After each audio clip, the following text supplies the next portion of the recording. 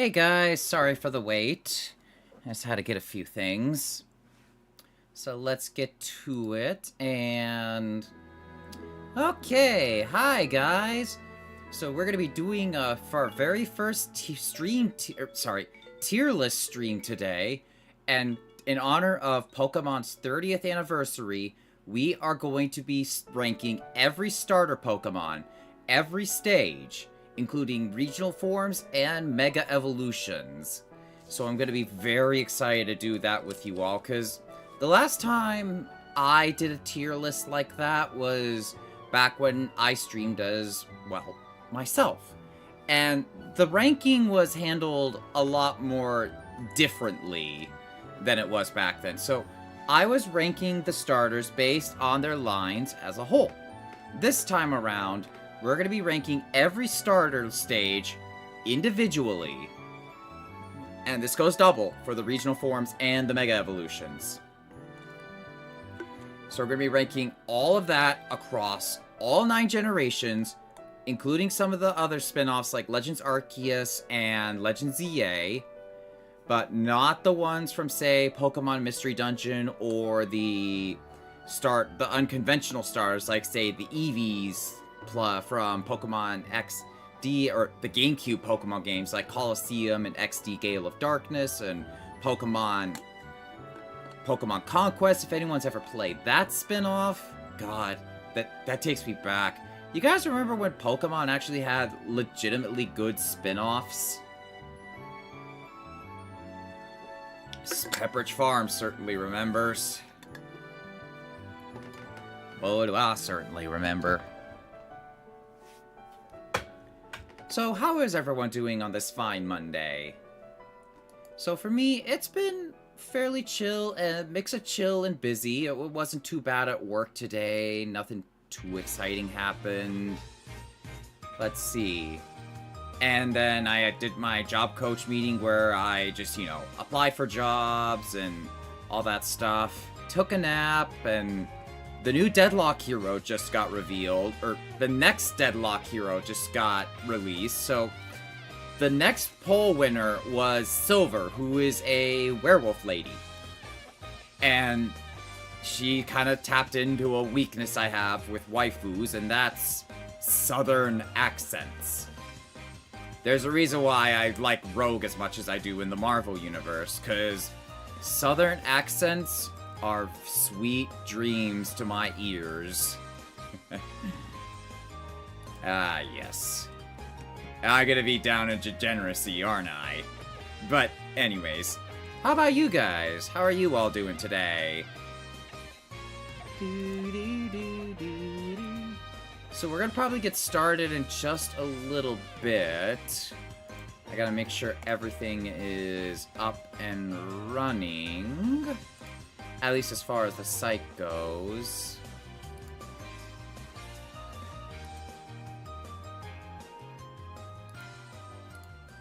Okay, everything looks pretty good.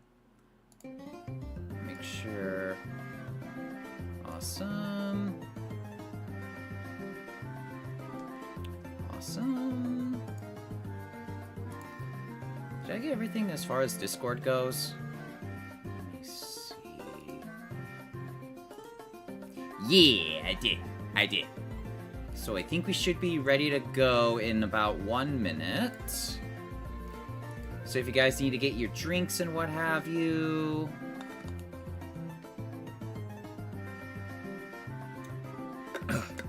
Dang, I always hate when I get water in my eyes.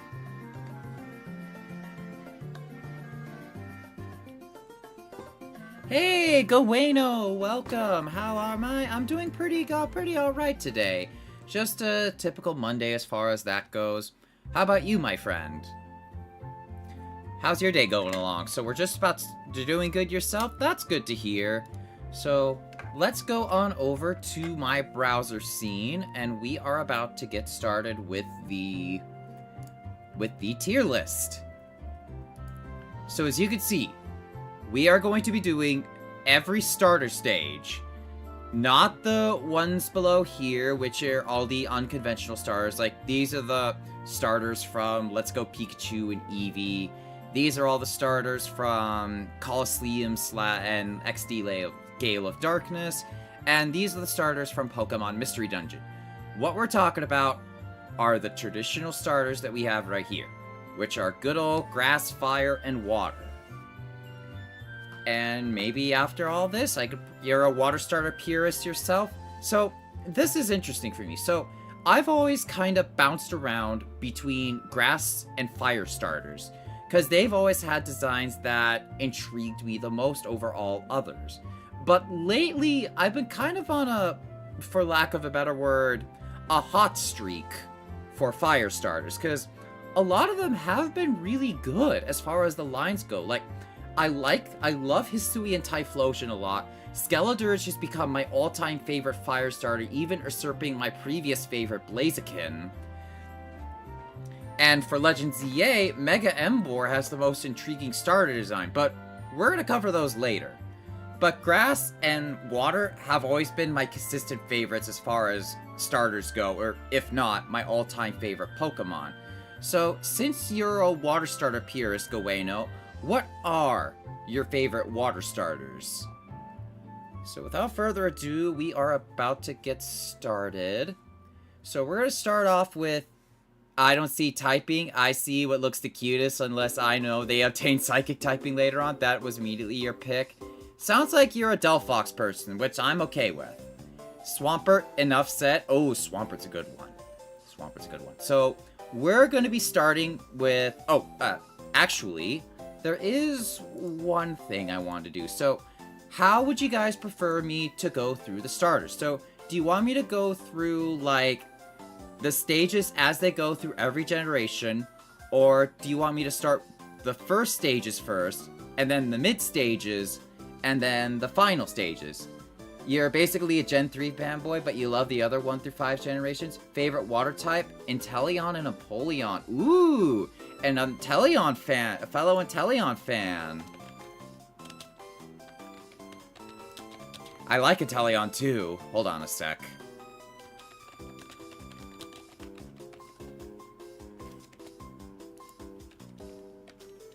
And Greninja? Ooh! You're gonna find my opinion on Greninja very soon.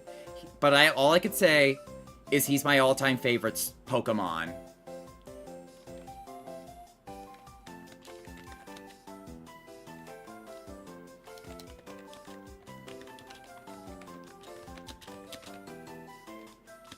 Ah, shoot. I can't squeeze it all in. You know what? Fuck it. We are just going to do the starters in order. But fuck the Mega Greninja being locked as a PvP reward. Ugh. I really don't like what Game Freak did with the Kalos starters Mega Evolutions, because they're all locked behind the PvP ranked, which is frustrating. And they're also doing it again with some of the other Mega Evolutions, like Mega Baxcalibur, for instance. Because it's a shame. Mega Baxcalibur is one of my favorite Gen 9 Megas that we got in the Legend ZA DLC. I gotta hydrate.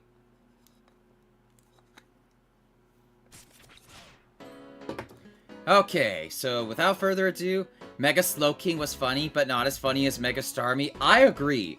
Mega Starmie had so much meme potential. Because ever since Mega Starmie got officially revealed or leaked, there have been so many memes of him on Twitter. It's absolutely insane. And I think I posted one over on the Dank Memes channel or the videos on my Discord server. It was the one doing like that one Japanese dance song or something like that. Something similar was done with Leon Kennedy and the zombies in Resident Evil. Don't ask, but it's better to see that for yourselves.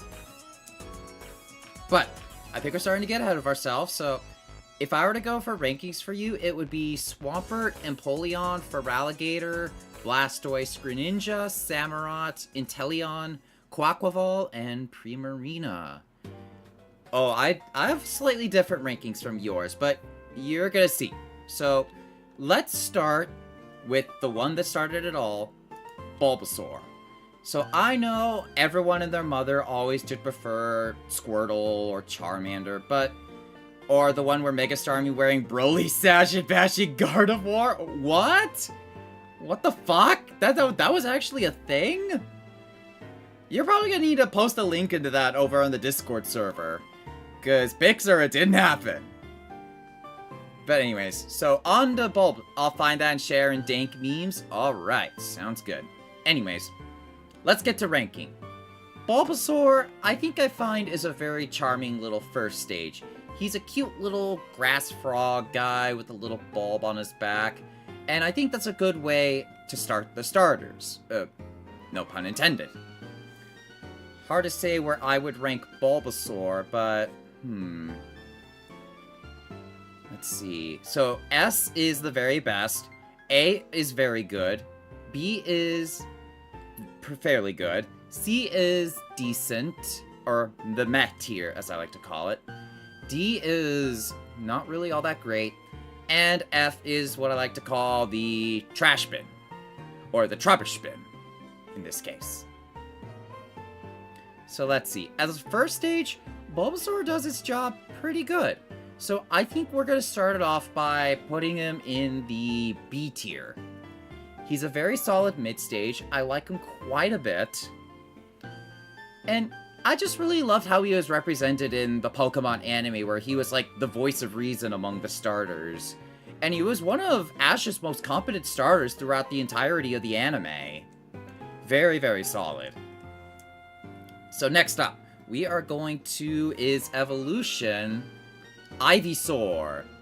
So Ivysaur, I think, is a very solid little mid-stage. So what we started off with is, as a bulb, is now a little budding flower. The Bulbasaur that refuses to evolve. Oh, I know. I remember that exact episode you were talking about. But I think Ivysaur is a very striking middle stage. Like, not, like, the best in my opinion, because it does, like, build off Bulbasaur a little bit. He's slightly taller, he's got more pronounced ears, he's got fiercer looking eyes, and he's got the little moe fangs, as I like to call it. But I would say Ivysaur is a very nice mid-tier, A-tier, I mean. He's a very good A-tier mid-stage. The Venusaur Blastoise fusion still gets you every time. Oh yes, Venustoise. I remember that from the exact episode. And I like that his color turns into something more of a turquoise.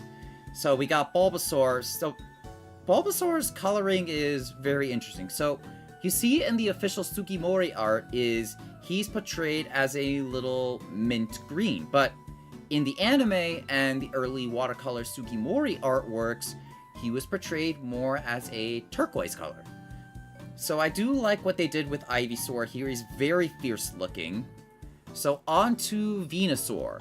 So it's kind of hard for me to rank Venusaur, because I actually do like him a lot, especially over the other Kanto final stages, because I think he has a lot of charm, because while everyone wanted a fire-breathing dragon, or a turtle with cannons loaded into its back, I just like the big flower frog dude, and he's just very big, goofy, very quirky looking. He's definitely very charming, I will say. But to place it in either B or A tier design-wise, what do you guys think, chat? Do you guys think Venusaur belongs in the B tier or the A tier? Hang on, I need to fill up my water while I do that, while you guys decide on that.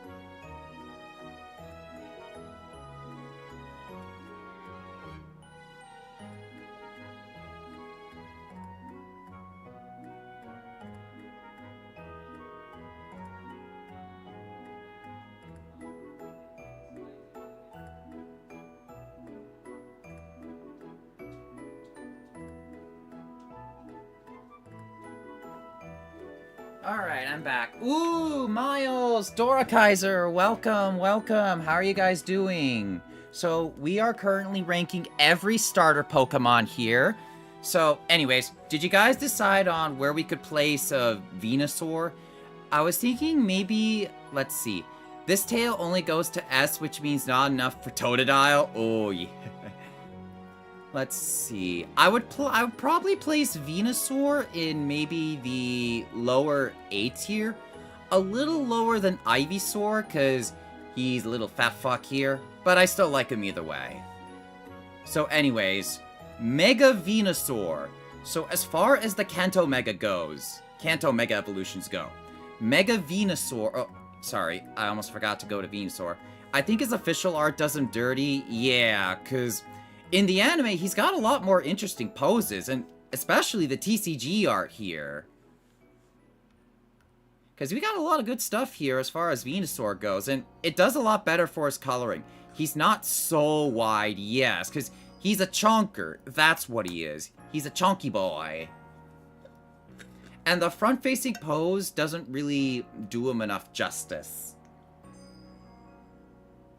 But I definitely would place him at least in the lower A tier, because I have a soft spot for this guy. But for Mega Venusaur, I think he's admittedly underwhelming for a Mega Evolution, because what we got with the other Megas, like 220 at 6'7" is wild.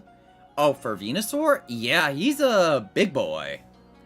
But yeah, when you compare to what Charizard and Blastoise got for their Megas, Venusaur kind of got the dirty end of the stick, because while they got evolutions to their, pronounced evolutions to their concepts in their Mega Evolutions, Venusaur, all he got was extended leaves, vines.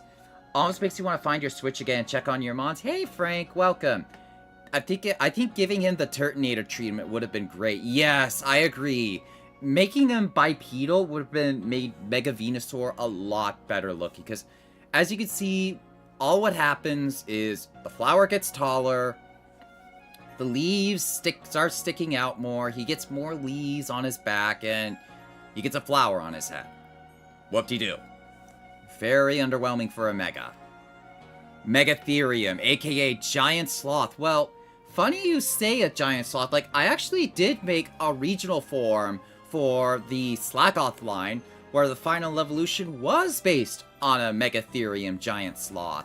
That would work well? Oh, yes. But if I were to place Mega Venusaur in this list, I'll probably put him in the D tier. Because he's not terrible. I do like his lighter coloring for the turquoise in his artwork, and some things do change, but it's not a design that makes me go, he just doesn't do anything design-wise. I agree. That's my sentiment with Mega Venusaur. So, we're gonna go on to our next contender, which is Charmander. I think Charmander is fairly cute. He does feel a little more mid-stage-ish. I think it's probably because of his proportions, because keep in mind, Kanto starters didn't have the whole head-to-body, had a more balanced head-to-body ratio compared to the later ones did. Because as we go down the first stages, you'll see the later starters have very big heads in proportion to their bodies. And with Charmander, he seems a little... Yeah, the head only gets bigger. Yeah, you're right, you're right.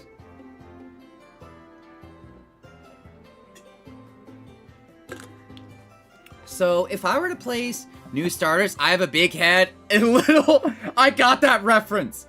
I got that reference from Meet the Robinsons. That movie is so fucking underrated and has such a good message about moving forward from your mistakes, which is something that I'm admittedly working on myself. But anyways, we're going back to Charmander. So I would say, as far as the Kanto starters go, I don't think he's terrible, but he's kind of okay.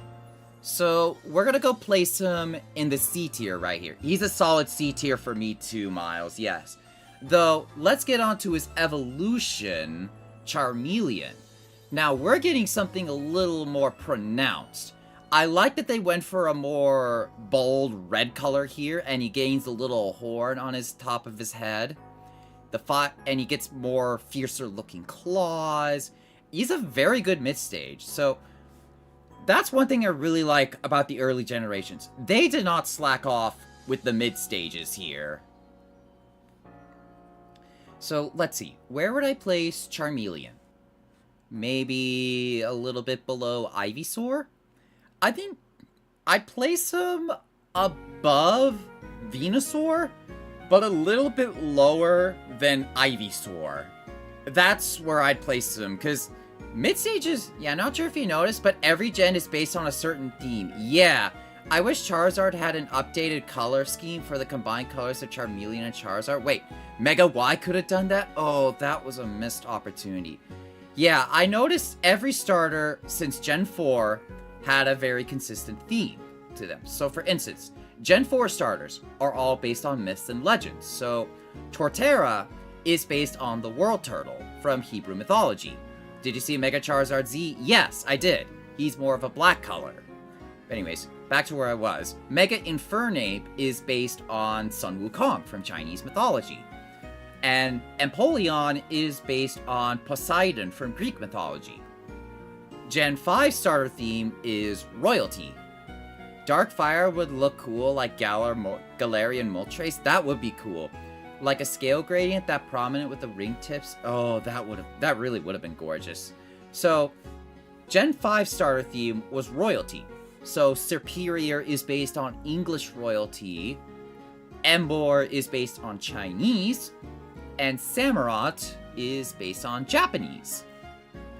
And we get to the Gen 6 starters. I like the theme they have because they're based on the RPG role triad. So we have Chestnut as the fighter, Delphox is the mage, and Greninja is the rogue. And Gen 7 is where they start really leaning into the careers for the starters.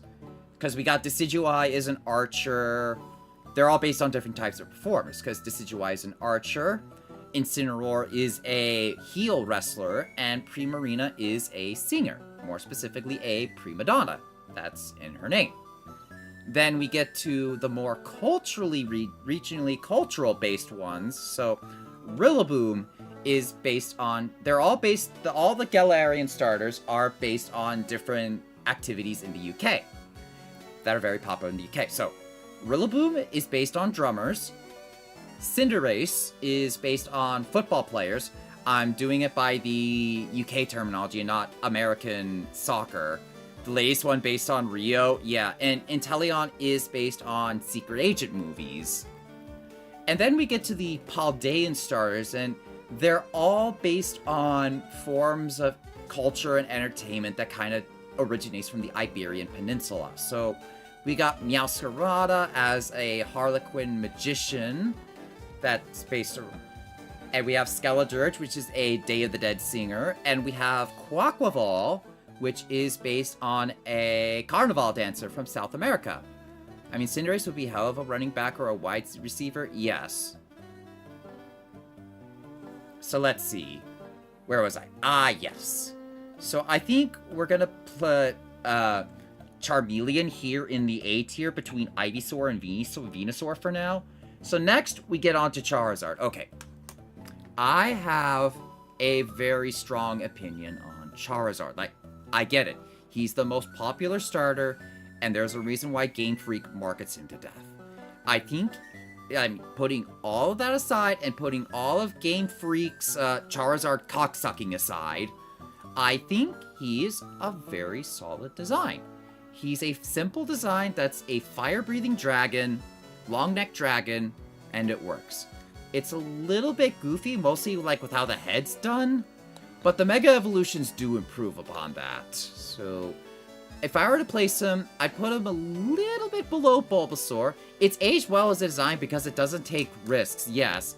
It's a simple, clean design that really caters to, you know, the child fantasy of dragons. And I should know, because I like dragons too growing. I played the Spyro the Dragon trilogy when that was big.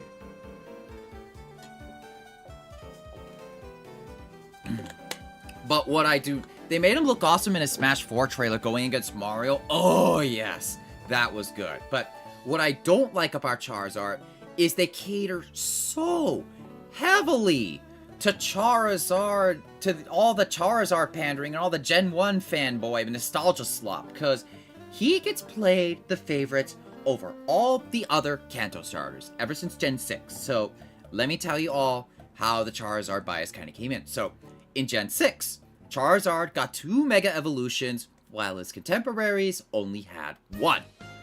In Gen 7, Charizard was the representative for the Fly-Ride Pokemon in the Alola region. In Gen 8, that which is probably the most egregious example of Charizard bias, is not only did he get a Gigantamax form before either Venusaur or Blastoise, and both of those didn't get their Gigantamax forms until one of the DLC, he was also the champion Leon's ace Pokemon. Because if that doesn't scream Charizard favoritism, I don't know what is. And in Gen 9, it's arguably the most tame favoritism, but he was the first to get a Terrastall raid over the other Kanto starters. I mean, thankfully, Venusaur and Blastoise got their Terrastall raids not long after Charizard did, so good on them for that. I'll give them a benefit of a doubt. But Charizard is just... I'm just fatigued by him. It's mascot fatigue, if you guys are familiar with it. The same thing's happening with Digimon and the Greymon and Garurumon lines, for instance. I barely beat that dragon after 10 tries with Seismitoad and Pokemon Sword. Oh yeah. Charizard also has the strongest moveset of the 3. Yeah. You are a Charizard. You are a Lizardon. You are a Charizard. Are there any other Charizards you should know about? Another Charizard appears. Well, speaking of, we're gonna go move on to the Megas, and we got Mega Charizard X. So yeah, here's Charizard's design. Simple, clean design. The head's a little bit goofy for me, but I'm not gonna bash him for it. I will say though, I really do like Charizard be the new Pikachu. I mean, Charizard and Pikachu are kind of equal in terms of the mascot status, but yeah. So, I do like Mega Charizard X's design a lot. So, we trade the reds for a black and blue color scheme, and X is so simple and I hate it. Well, he does get a few bit of elements. So, he gets some horns on his shoulders, he gets some spikes on his neck, and some additional horns behind his big horns, and some really big horn spikes on his wings. And I am a sucker for blue flames. I think blue flames are very underutilized in the realm of Pokemon. Like, in fact, cool colored flames, in fact, are actually hotter than the warm colored flames. It raises its physical attack and doesn't fix his baby arm issues.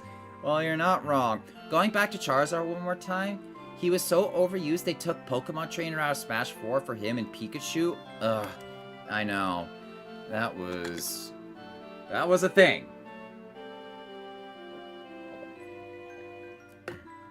But I will say, Mega Charizard X is a very cool and awesome design, and I like that he gains the Dragon typing, and I think that's where the black and blue color scheme really fits with the new Dragon typing now.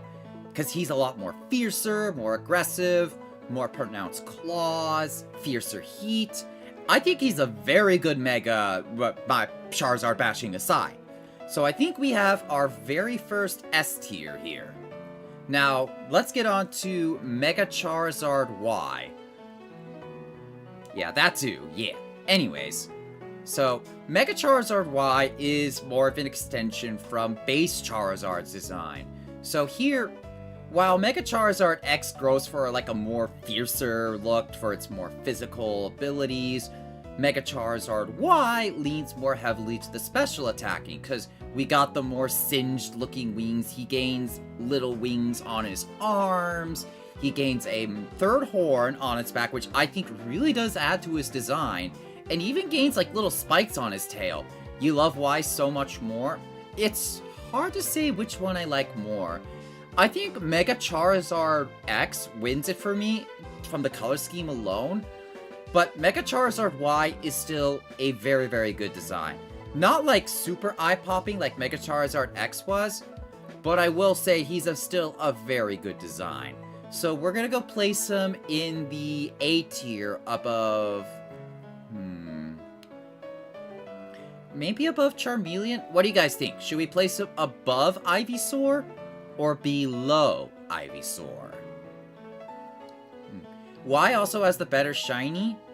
Yeah. Actually, let me look it up on Bulbapedia really quick. Yeah, I think he goes above Ivysaur. I do agree, Miles. I do agree. Yeah, let's go send down...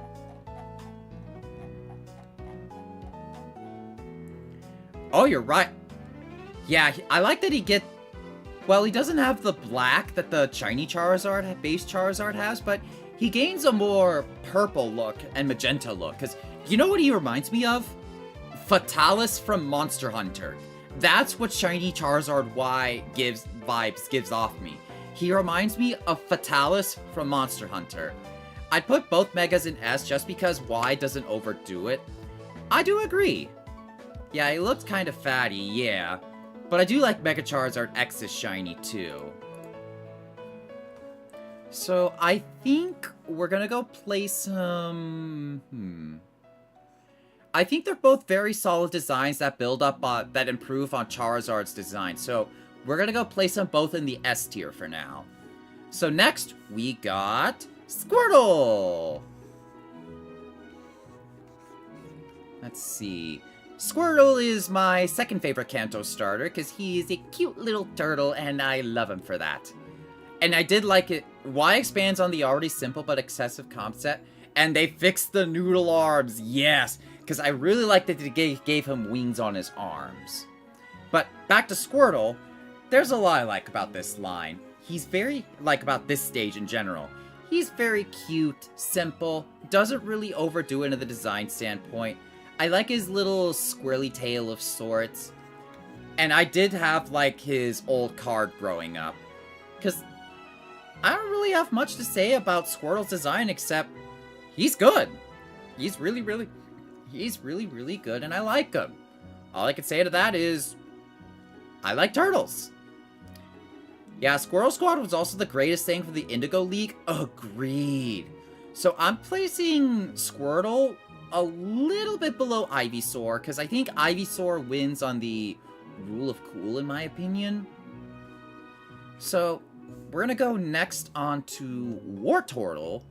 Now, Wartortle is a very interesting mistake, because he does feel like he suffers from Gizbiga syndrome, which is something that a lot of mid-stages suffer from, where they either just feel like a slight expansion from the first stage, or they go get chunky egg-shaped bodies that look like they went to the inflation section in DeviantArt.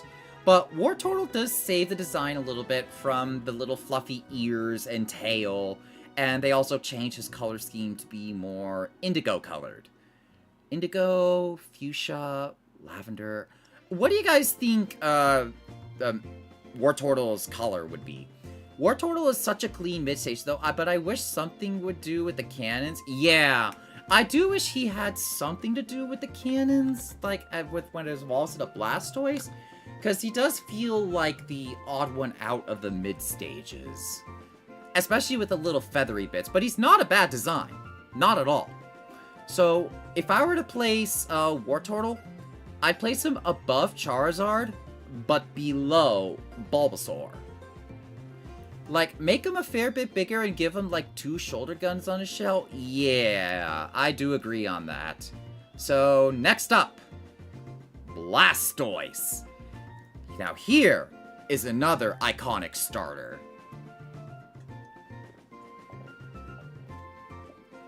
Anyways. Blastoise is just such a simple and effective design.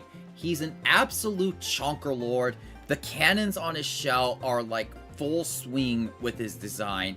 It really adds that intimidation, and we have that indigo color or lavender color from Wartortle. Yeah, he's peak. Simply put, he is peak. And I do like him, but I think he lacks, like, the, you know, the I do think he's a little bit above Blastoise in my...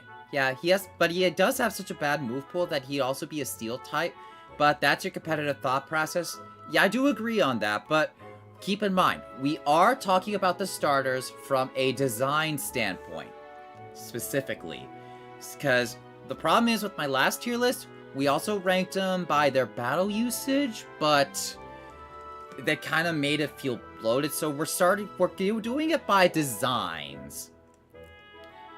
I just think the head's like a little bit, I don't know, puppy doggy, goofy or something, but I will say he's definitely in the A tier. Very high echelon of the A tier in my opinion.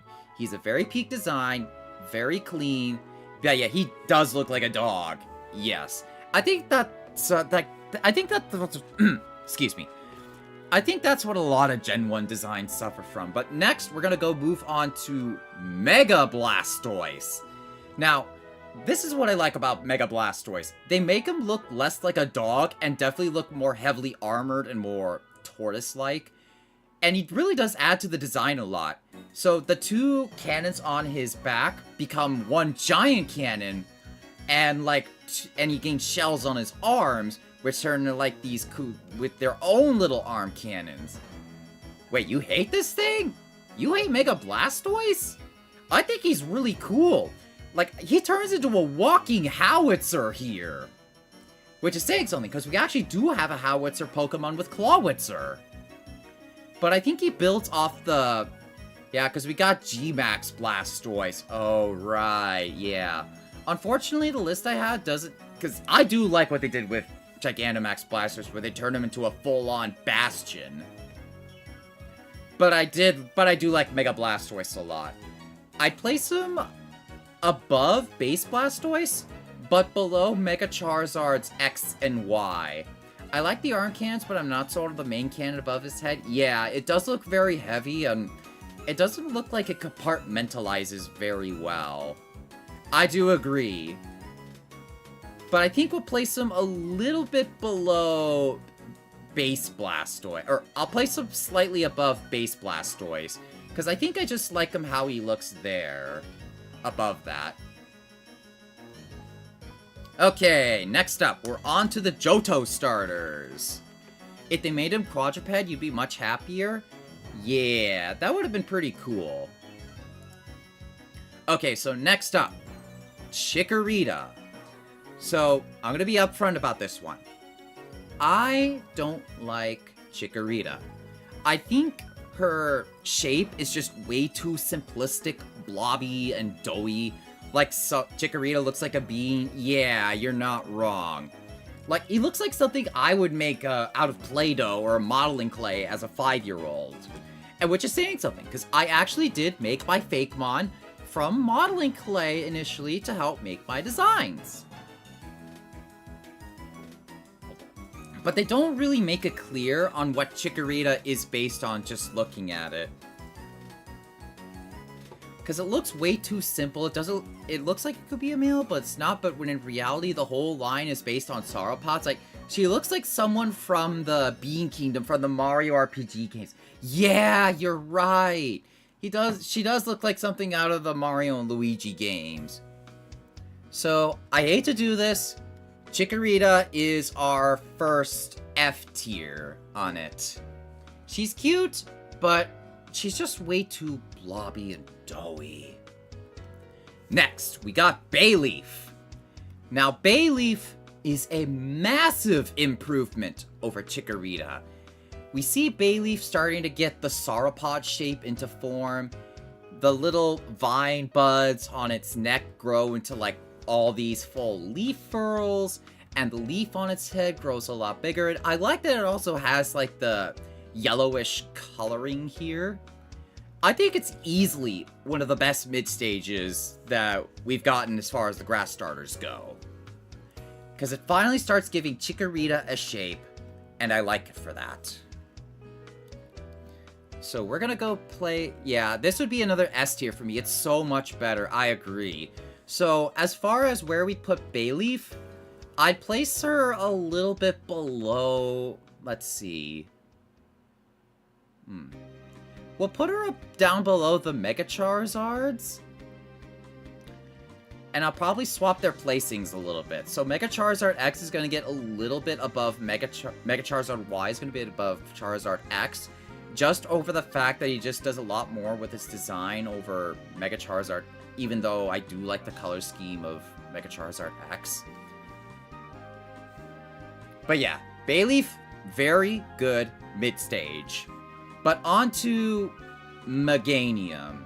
Now, the final stages is where the designers are supposed to go all out with the designs, but they didn't really do much with Meganium, because all that really changes with her from Bayleef is the little petals around its neck are fully unfurled, and the leaf on its head is replaced with the stamen here, the little pollinating stuff.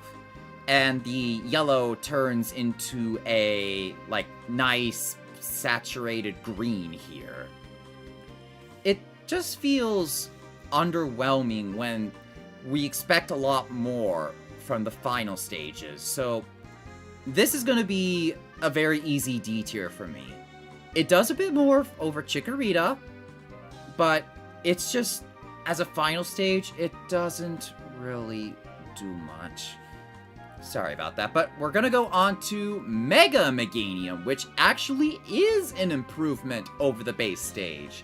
So, what we see, C tier for you, it looks okay, but it could have done more. Like, what about the flowers on the toes? Yes, yes!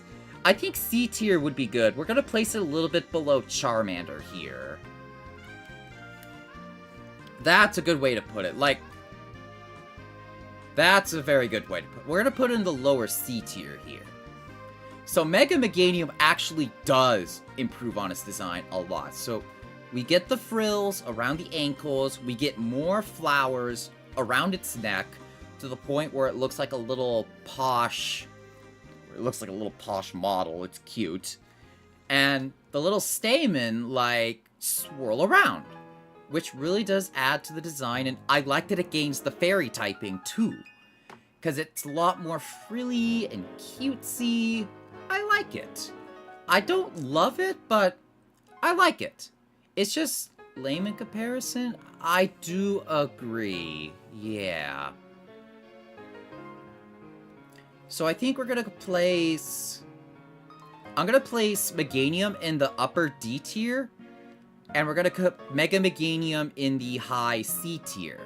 It does improve a lot over base Meganium, but not enough in my opinion. But then again, it's kind of hard. It's a lot harder to design quadrupeds than it is to design a bipedal Pokemon. I guess that's why recent starters have been pivoting to be more bipedal lately. But Mega Meganium's pretty good. Next up, Cyndaquil. So, I think Cyndaquil is very cute. Like, I know it's supposed to be, says it's a fire mouse, but it gives me more like Porcupine, Shrew, and Echidna energy. But then you get Torterra and Samurott. Oh yeah, I do want to talk about them in a little bit. But I think Cyndaquil is adorable. He's a very cute little fire starter, and while a lot of first stage fire starters are very aggressive and cool, we got Cyndaquil as this cute little timid guy, and I like him for that. He's definitely going to be up in the A tier for me. But, oh, Cyndaquil's your favorite starter? Ooh, now we're getting somewhere. Yeah, what's weird is that it shares the base stats with the entire Charizard line. Yes, I agree. Because, like, they didn't know how to reallocate its stats from the other starters, so they thought, fuck it, we'll keep it as is. Like, that's why I really did like Hisui and Typhlosion as much as I do, but don't worry. We're gonna cover him in a little bit. It looks like a physical attacker, I do agree, but I think Cyndaquil is very adorable. So I think we're gonna go place him around the A tier.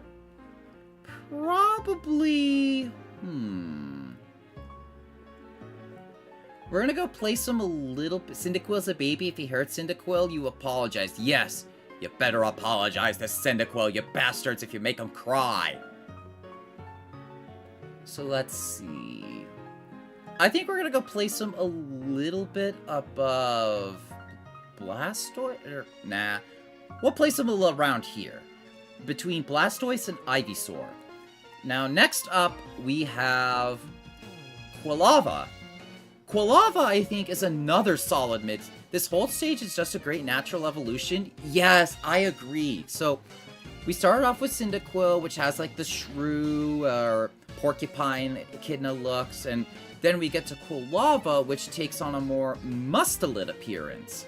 I like that he gets hair, the fire on its head, which kind of looks like hair, to complement with the little fire on its butt.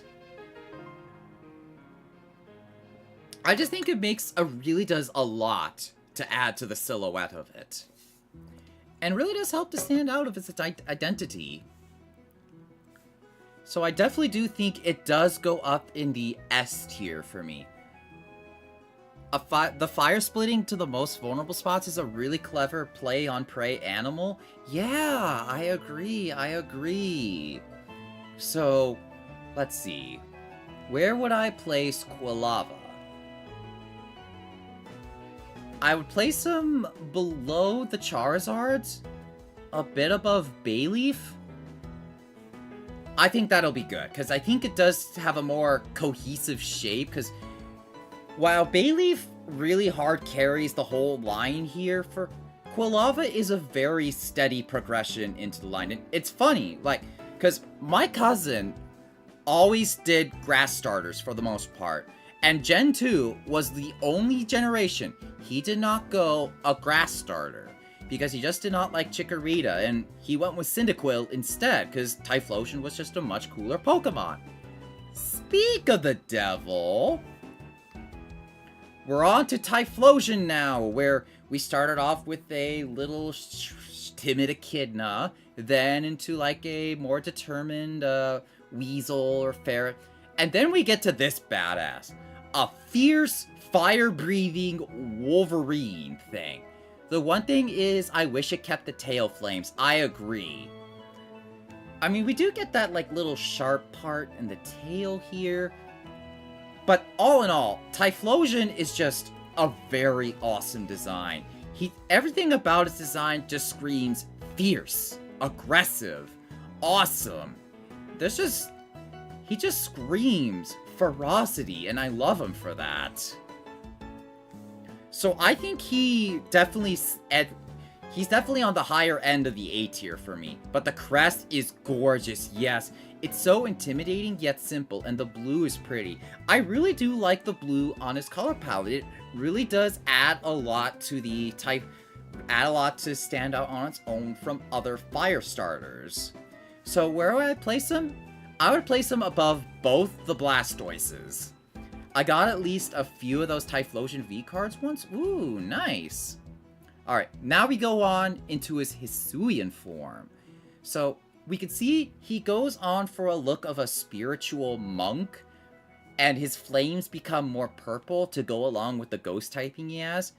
He's a lot thinner over base Typhlosion, and he has a lot more chill demeanor, which I like. And here's one thing I think that does improve over base Typhlosion. It's the tail.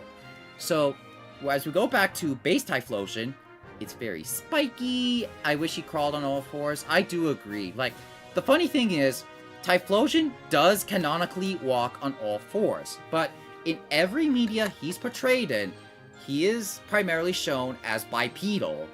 And it annoys me.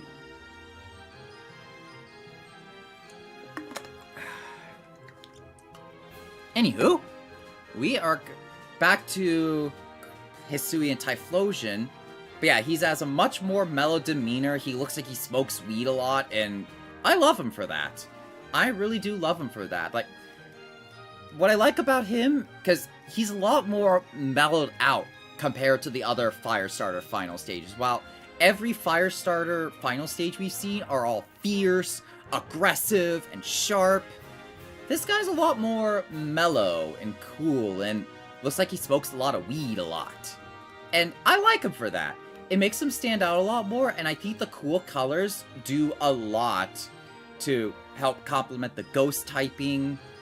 because believe it or not, in his Dex entries, or if you look at our Legends Arceus website, it's a lot fiercer than you may think. So we're definitely placing him in the AS tier. I would place him at least above the... Okay, maybe below Mega Charizard Y, but above Mega Charizard X. There we go. So, Totodile! Here's my favorite Johto starter right here. I love this little guy. And you want to know why I love him so much? It's the anime. I just love how peppy and optimistic he is, and he's like... that stuff. He's just so adorable and lively. I love him. He looks like he just bites into things, and I love him for that. I love how simple and adorable he is. Totodile is the equivalent of a well-trained Chihuahua. Oh, you are absolutely right on that. Look at this art right here. Why does Totodile in this art have a more pronounced lower jaw?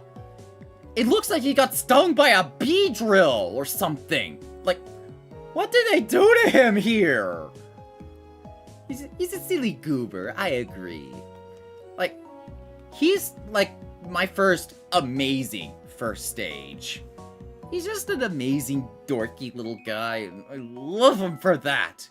I'm placing him in the S tier, definitely above the Charizards. Hands down. Okay, next up is its mid-stage, Croconaw. So Croconaw is another very solid mid-stage. Like, kind of think of it, all of the Johto starter mid-stages were all really, really good. Because we got Croconaw here, whose body pattern looks a lot like caveman. Like, you know, a caveman loincloth, which I think really does add to its own identity. Its jaw looks a lot more powerful. Egg body and weird tail spike is not for me. Yeah, I definitely do see where you're coming from. That little spike over there just feels a little off. But I do like him because he looks like a little caveman. Just look at that little Unga Bunga boy. Who's that little Unga Bunga boy? So I would definitely place him in the A tier. But definitely below Totodile, because he definitely does lose a little bit of that charm he has going for it. But I do like that Unga Bunga caveman. Yeah, it feels like they slapped some random design elements on him. As much as I hate to say it, I do agree with you. But let's see. I'm going to place him below Mega Blastoise.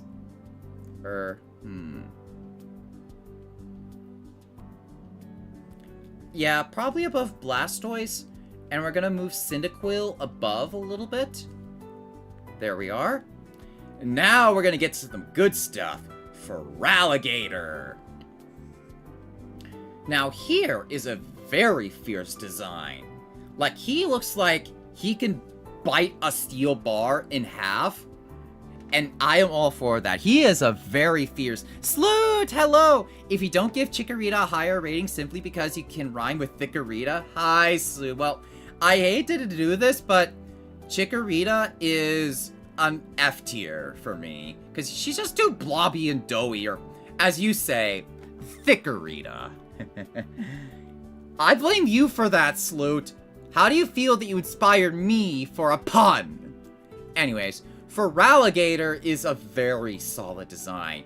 I like the scales on his arms, look very intimidating. He's got that very pronounced jaw. The dorsal spikes look very sharp and fierce. And I think like the protruding like thick scales here really do add to its ferocity. I think I place him below Totodile, definitely. But I'd place him, let's say, below Hisuian Typhlosion. You know what that one Ghidorah meme, the one the head derp? That's what Meganium feels like next to Typhlosion for Feraligatr. I agree. Like, Feraligatr just does so much for me. Actually, I might place him a little bit above Hisuian Typhlosion and Charizard. because I think they complement each other very well. But let's get on to his Mega, because I have a lot of conflicting opinions on him. Because I have so much to say about him. Because on one end, I like that he gains the dragon typing. I like the thing they were going for where when this whole like dorsal spike skull thing is down, his arms form the lower jaw and the dorsal spike thing becomes the upper jaw of a fake Totodile. But the problem is the 2D art does not do him justice, because when you look at it like this, or when he's idle in the game animation, it looks like he's got a freaking toilet seat cover on his around his neck. Like, what the fuck? It just makes him look dumb and goofy when he should be really cool looking, especially since he has the dragon typing on him. But let me tell you what does do his design justice, and that's his TCG art. Which, there we are. Like, look at the TCG art.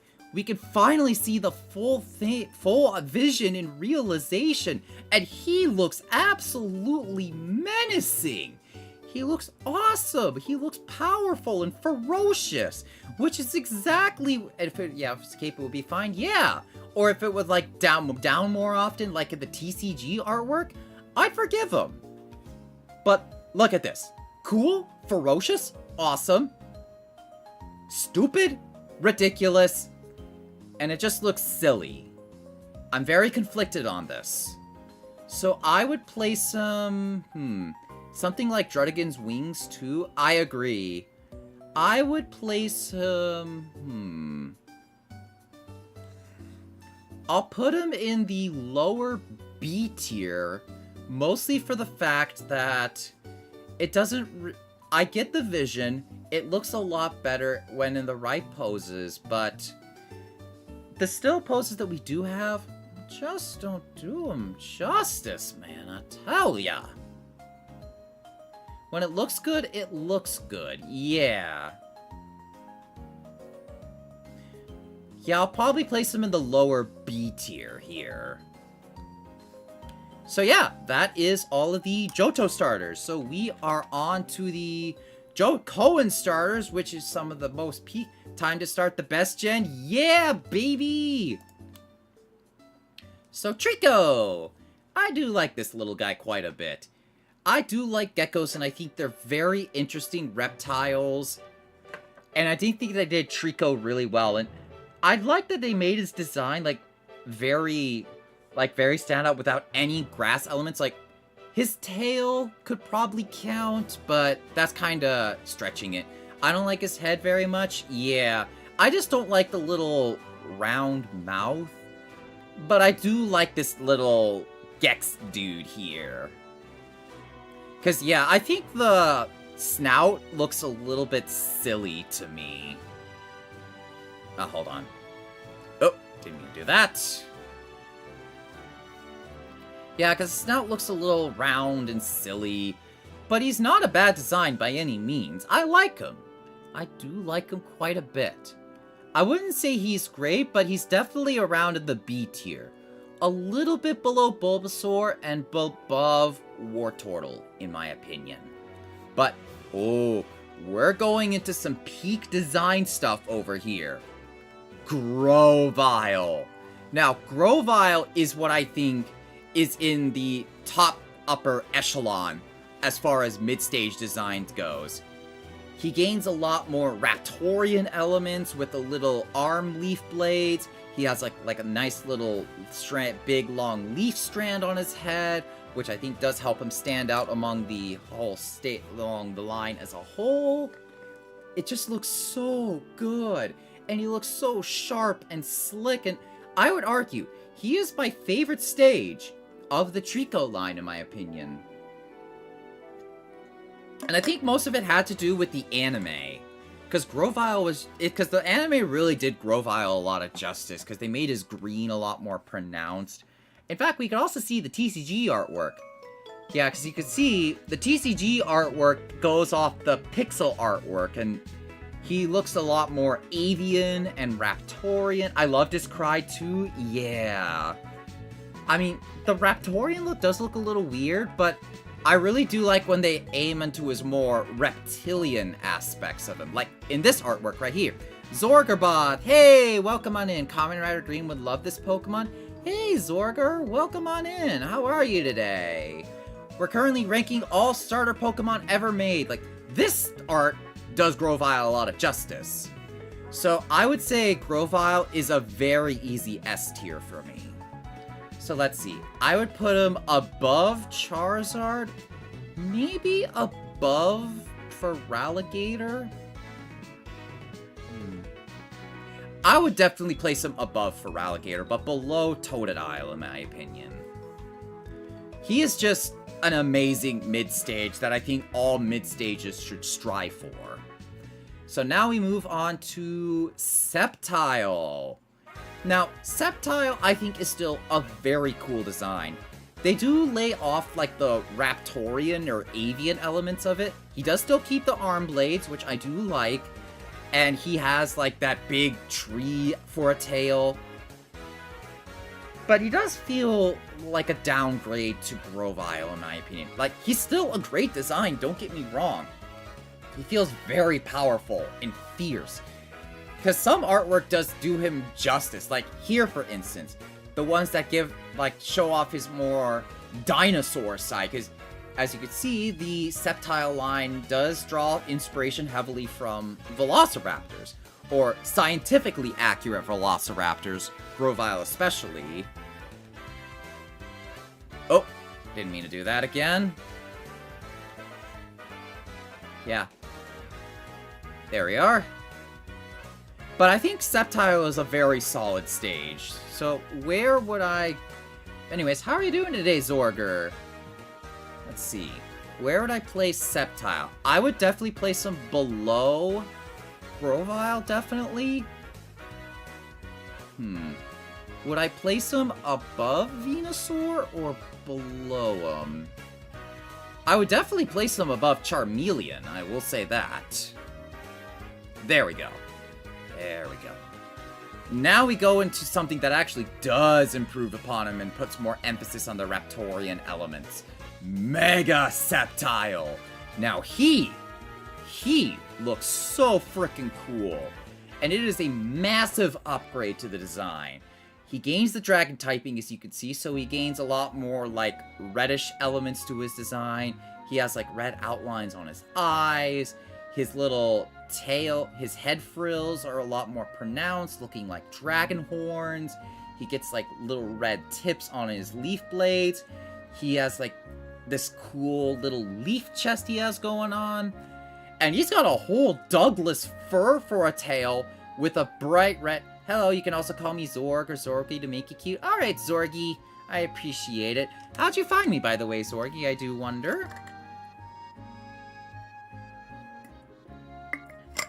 But yes, I think it is a massive improvement over base Sceptile.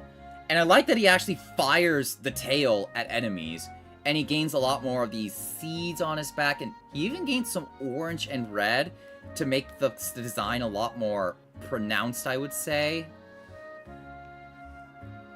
Yeah, it's hard for me to find a good card artwork for Sceptile. But yeah, dragon typing really does add to the Raptorian elements. I really, really like it. So where would I place it? Definitely above Typhlosion.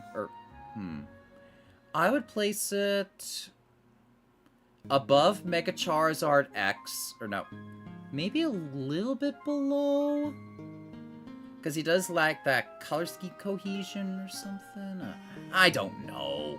Where would you guys place Mega Sceptile? Would you place him above Mega Charizard X or below Mega Charizard X?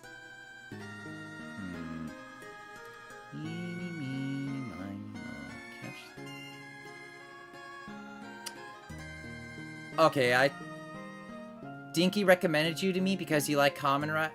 Ooh, you're a fellow Kamen Rider fan too. I'm a big Kamen Rider fan as well, as you could probably tell by my VTuber design. So I think I decided we're gonna place him up. I don't think he's as good as Charizard X. Yeah, I do agree. But I would place him a little bit above Quilava. I will say that. So next we go on to what may be one of my favorite Hoenn starters, Torchic. Torchic is a very cute and simple first stage, and I love him for that. Oh, hold on. I need to get chicken, yeah!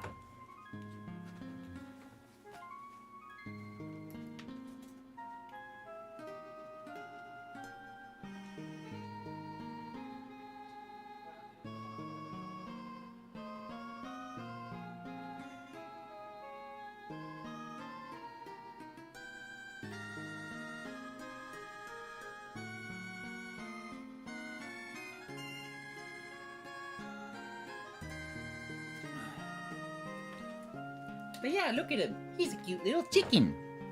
Very cute and adorable. I like him a lot. And I think it very fits the whole line because they're based on marbled hens or marbled chickens. You know, let me look up on Bulbapedia really quick, and because I remember like looking at a Did You Know on him that he was based on, let's see. Yeah, based on Torchic sprite coloring and 16. Oh, Painted Chicks! Yeah! The Torchic line is based on Painted Chicks, which we actually do see go on as it evolves.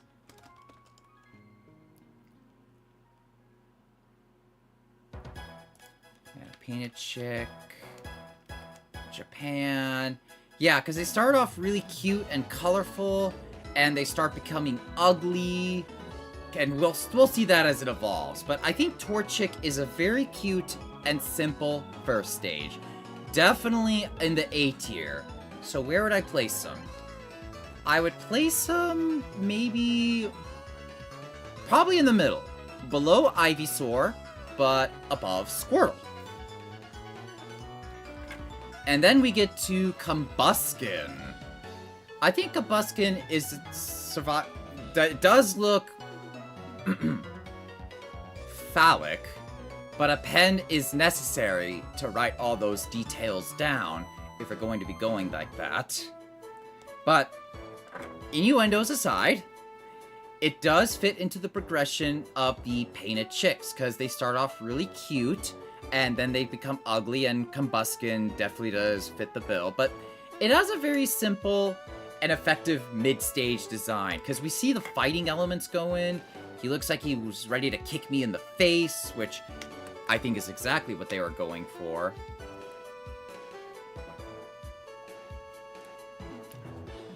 But it doesn't really strike as good as Torchic does for me. At least in my opinion. So I think we'll definitely place him around in the B tier. So I would place him in the lower end of the B tier right here. Also, may I ask, who's your favorite rider? Ooh, my favorite rider. So, okay, so if we're talking about the series as a whole and their main riders, my top three would be Kamen Rider Kabuto, Kamen Rider Gaim, and Kamen Rider Gav. So, Zorgi, what is your favorite Kamen Rider series, if you don't mind me asking? And for Mega Feraligatr, we'll probably place him in the higher end of the C tier instead. There we go. And then we get to... Ooh, yes. We're getting into what was, for the longest time, my favorite fire starter. Blaziken. Ooh, he is just such a fierce and ferocious design. I love him. I really like how stylized his legs look, where like his feet talons are buried underneath his little leg feathers or whatever those are. And he looks like a martial artist, like especially with what he has going on with his feather hair. And that V-crest really does a lot to add to its ferocity. A very awesome design. Very, very awesome. I'm a huge Kamen Rider Decade fan, but I like Kabuto, Kuga, and Gav. Ooh, so I see we have some mutual riders in interest.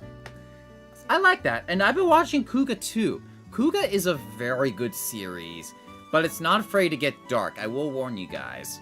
So I will say, Blaziken, he looks stuff like the one old man who'd kick anyone's butt if they offended him.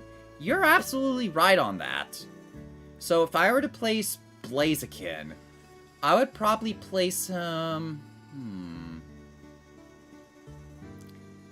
I'll probably put him above Feraligatr, just because he has like the rule of cool with the sharp design.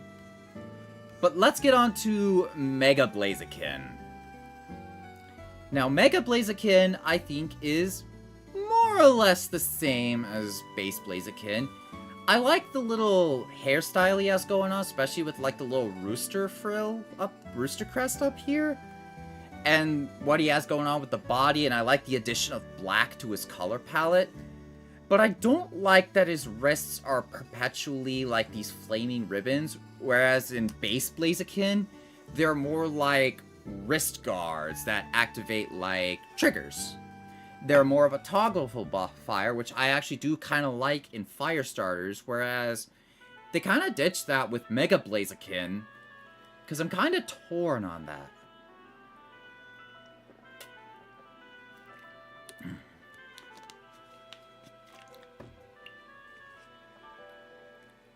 But they do at least keep the stylized legs for looking like these judo pants or whatever those are. So I'll probably place them below base Blaziken or Feraligatr, but above Mega Charizard X. Still a very good design, but doesn't quite do it as much in the higher S tier for me. But we now move on to the water starters. So, I heard you guys like Mudkips. Okay, memes aside, he is a very adorable first stage. He has that very derpy look to him, and the only gripe about him that I have is he's very loose on what animal he's based on, because we have Trico, who's based on a wood gecko, we have Torchic, who is based on painted chicks, and then we have Mudkip, who is based on a mix of things. He's based on a mud skipper, but also salamanders and axolotls. And so he kind of has all those elements in his design. But he is very adorable and meme-worthy. I just really like his little puppet mouth. It just adds so much charm. He learns that he can do a Kermit the Frog accent. Okay, I can't do a Kermit accent, but you guys get where I'm going from right here. You guys can see where I'm going. He definitely goes in the around the S tier, but at least in the lower tier, in my opinion. So I would place him above Bayleaf, but I'll probably put him slightly above Quilava. And then we go on to his mid-stage, Marshtomp. So he trades in the cerulean blue for a more light turquoise color. And he also has a more desaturated orange going on with the gills, the eyes, and the belly. And his tail starts splitting in two. And his mohawk starts becoming a little bit more pronounced.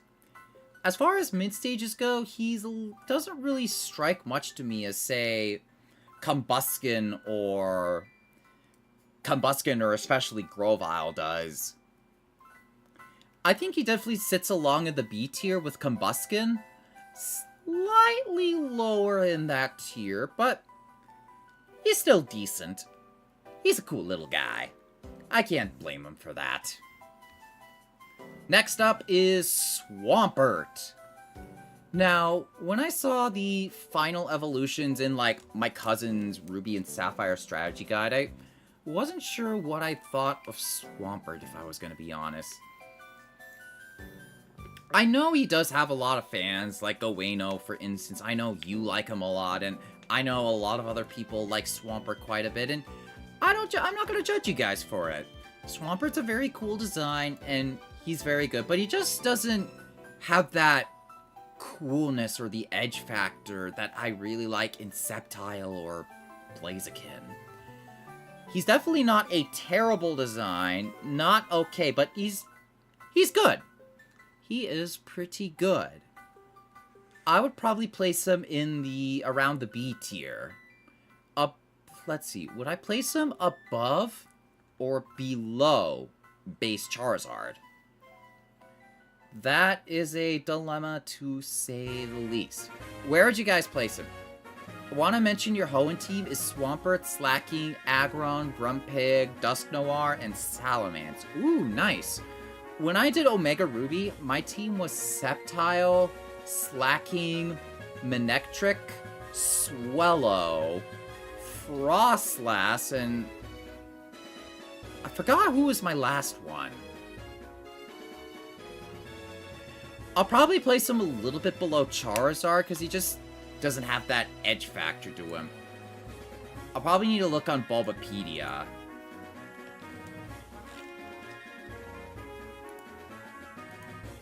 Maybe going through the Hoenn, the Gen 3 will jog my memory.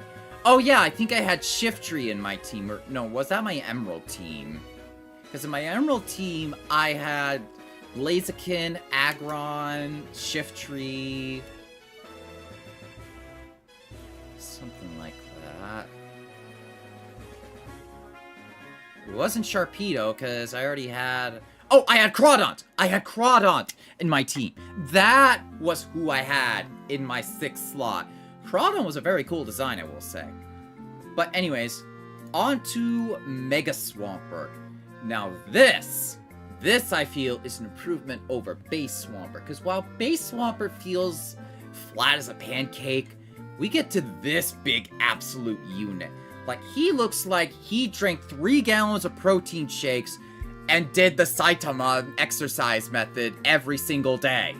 Because look at him, he looks jacked as fuck. He's got like these really big biceps and these forearms. He's got really cool sharp looking gills. And the head crest just looks a lot more armored and fierce. I just really love his look for that. So I would definitely place him around the A tier. A bit below base Typhlosion, but above Mega Blastoise. All in all, I think he's a very big improvement over the base design. Because Swampert kind of felt good to me. Not great, but not terrible, but good. But now we're going to go move on to Gen 4. We're on to the Sinnoh starters. Next up, we have Turtwig. Turtwig, I think, is a very adorable and simple starter. I'll be off now. See ya. Well, thank you for stopping by, Goeno. Hope you have a good rest of your day. Look forward to seeing you in future streams, my friend. Oh, hold on.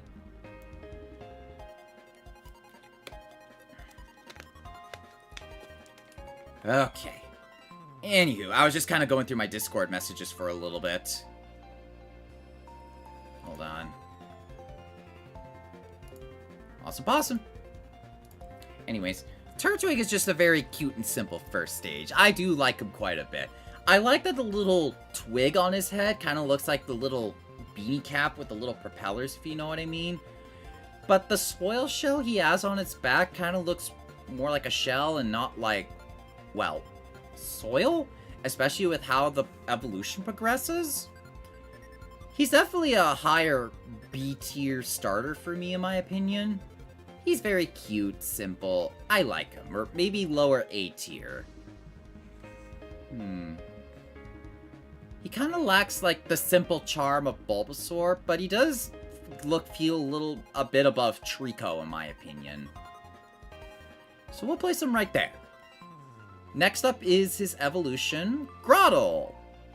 Now, Grotle kind of has, like, the overly simplistic body shape that a lot of mid-stages suffer from. He does kind of look like a football, but he does do a good job at progressing the line. His soil shell actually looks like a shell now, and what started off as a twig becomes these bushes on his back. And I like that he's starting to look more dinosaur-like. I think it's very nice. But the charm that I did like about Turtwig kind of gets lost, I guess? It's kind of hard where I put him. I think he's a good design, but... where would I put him?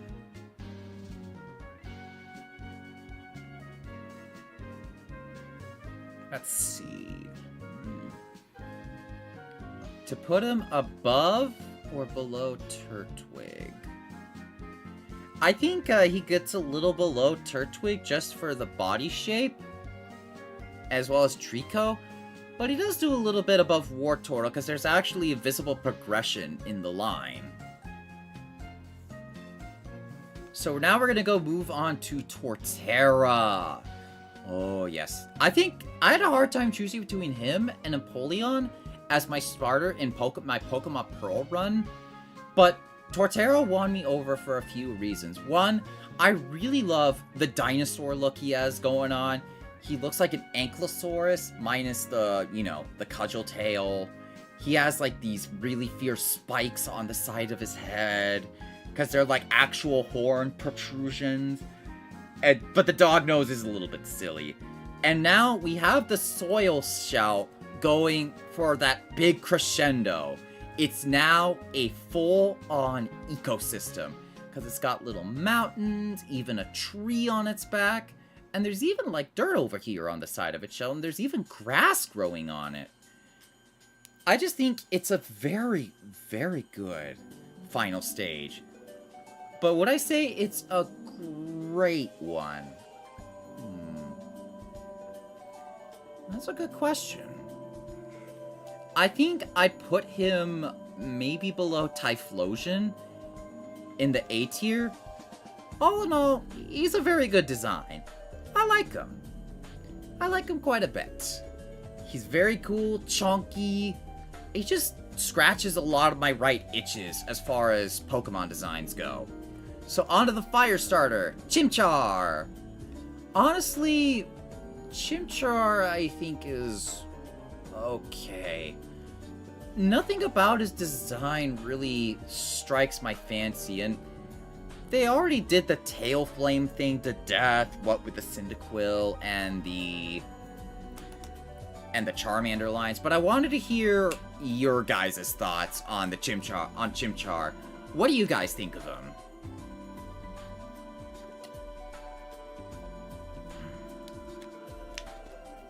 I wouldn't say he's bad or good. I just think he's okay. I'd probably place him in the lower C tier or the upper D tier. What would you guys think? Lower C or upper D tier? I think he just looks alright. They went with the Fire Monkey but didn't do much. I do agree on that. Because the evolutions actually do a lot better for it. I'll probably place him below Charmander here, because they just don't really do much. His final form looks more like his mid-stage form. Yeah, I do agree. We'll get to him in a little bit. So next we go on to Monferno. So Monferno actually does improve quite a bit over Chimchar.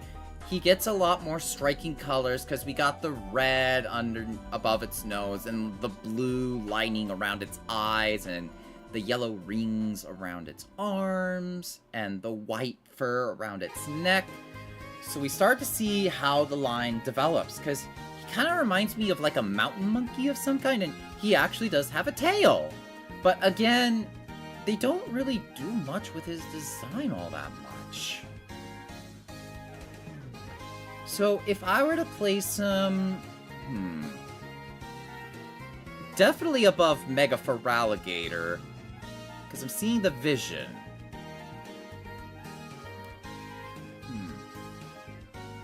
But again, it just doesn't really do a whole lot. So we'll definitely place him around the middle of the C tier.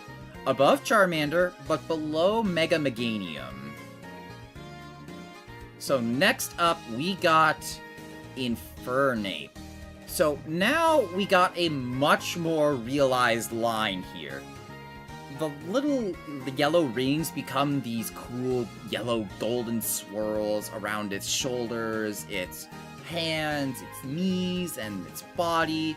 The white fur shows its age quite a bit, and the blue lining becomes red, and it gets these blue fingers, and it's got a full torching head. It's all in all a very good design, and I like what they were going with the whole Sun Wukong theme. But the reason why it didn't really strike me much is a few reasons. One is, they've done the firefighting typing before much better with Blaziken, and Blaziken's just a much better design to me, in my opinion. Not to discredit Infernape, because Infernape is a really fierce design, especially when we look at how he is in the anime. Because he has some good artwork right here in the TCG. Like this one right here from Twilight Masquerade. I definitely think he belongs in the upper B tier. Probably...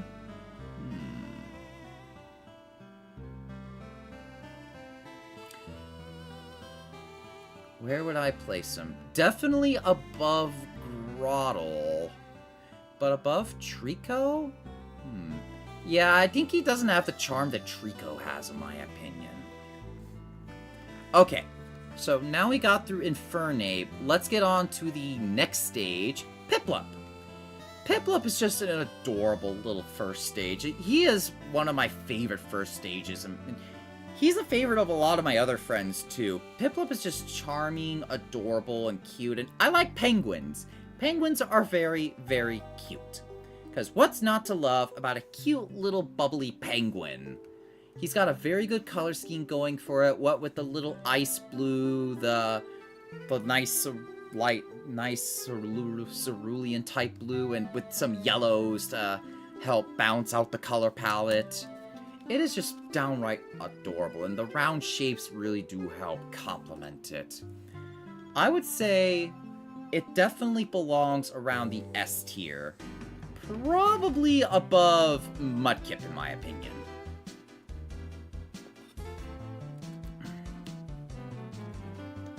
Okay, next up, we're gonna move on to its middle stage, Prinplup.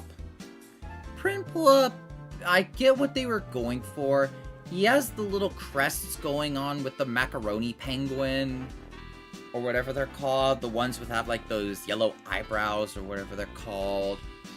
But he does look a little silly or derpy. And I see what they were going for with the little white buttons. It just feels not very striking. He looks like a bowling pin. And the TCG artwork here is not helping either. His shape's just a little bit too simplistic. And yeah, he's just a bit too dopey.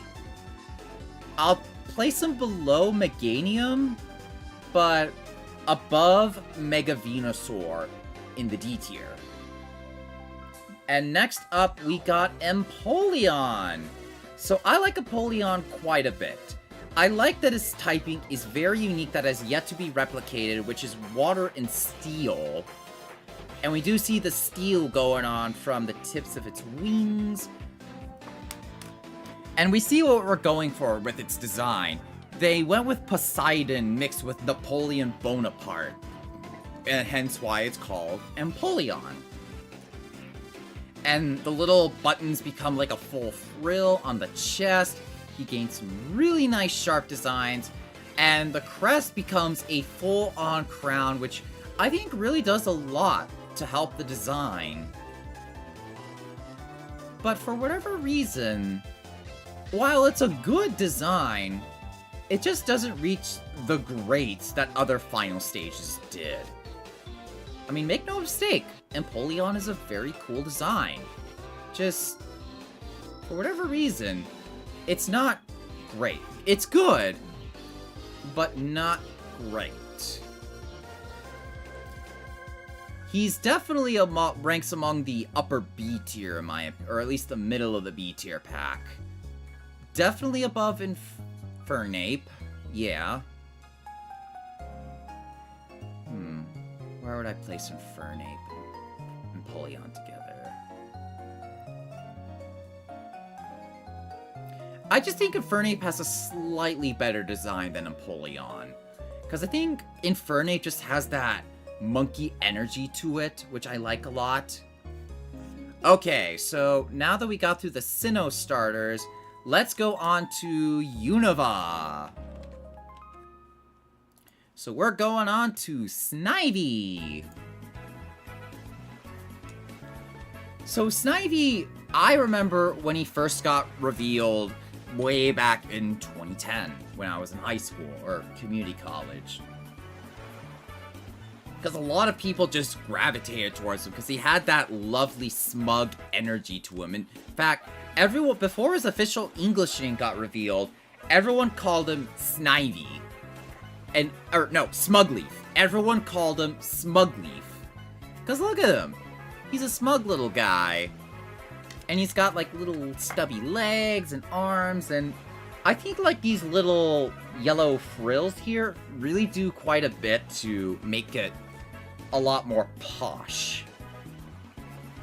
Because he's based, and the snout actually does fit him because he's based on a vine snake. I know, a snake starter with actual arms and legs. A little weird, but yeah. He has just a lot of charm and charisma to him. He's definitely an A tier, a higher A tier, in my opinion.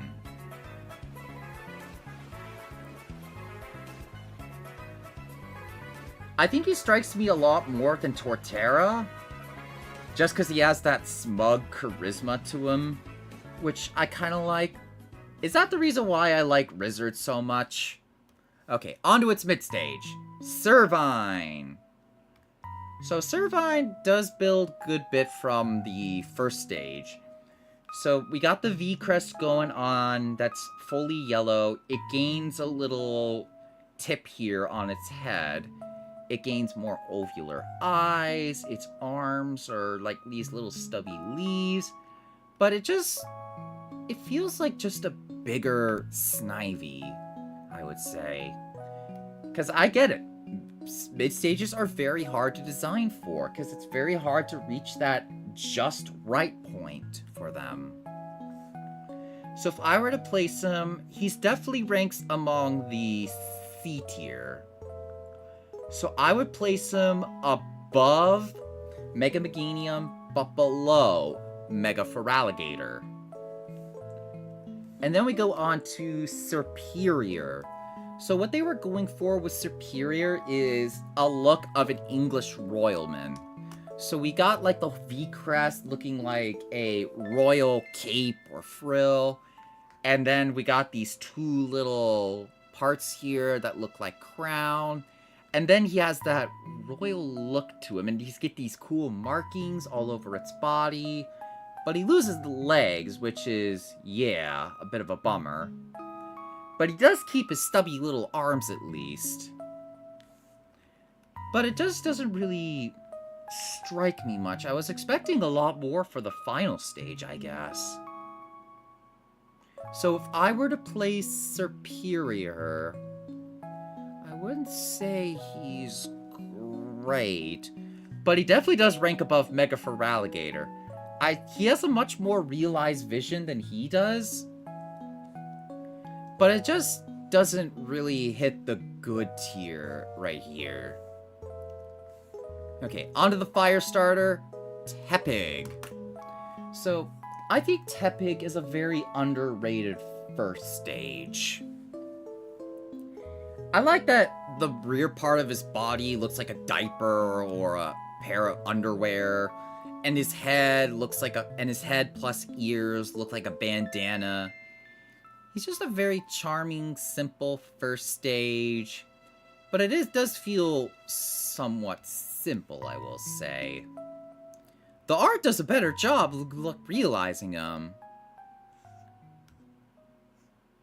Because, yeah, we kind of see where we're going with in his TCG artwork right here. So I would probably place him in the middle of the B tier, in my opinion.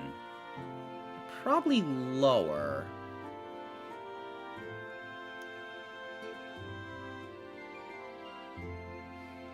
Let's see. I'll probably put him a little bit above Swampert, but below Charizard. And next up, we got Pignite. So Pignite is a mixed bag for me, in my opinion. Damn it, I should have liked that post. Finding that Broly Megastar me is hard now. Oh, yeah.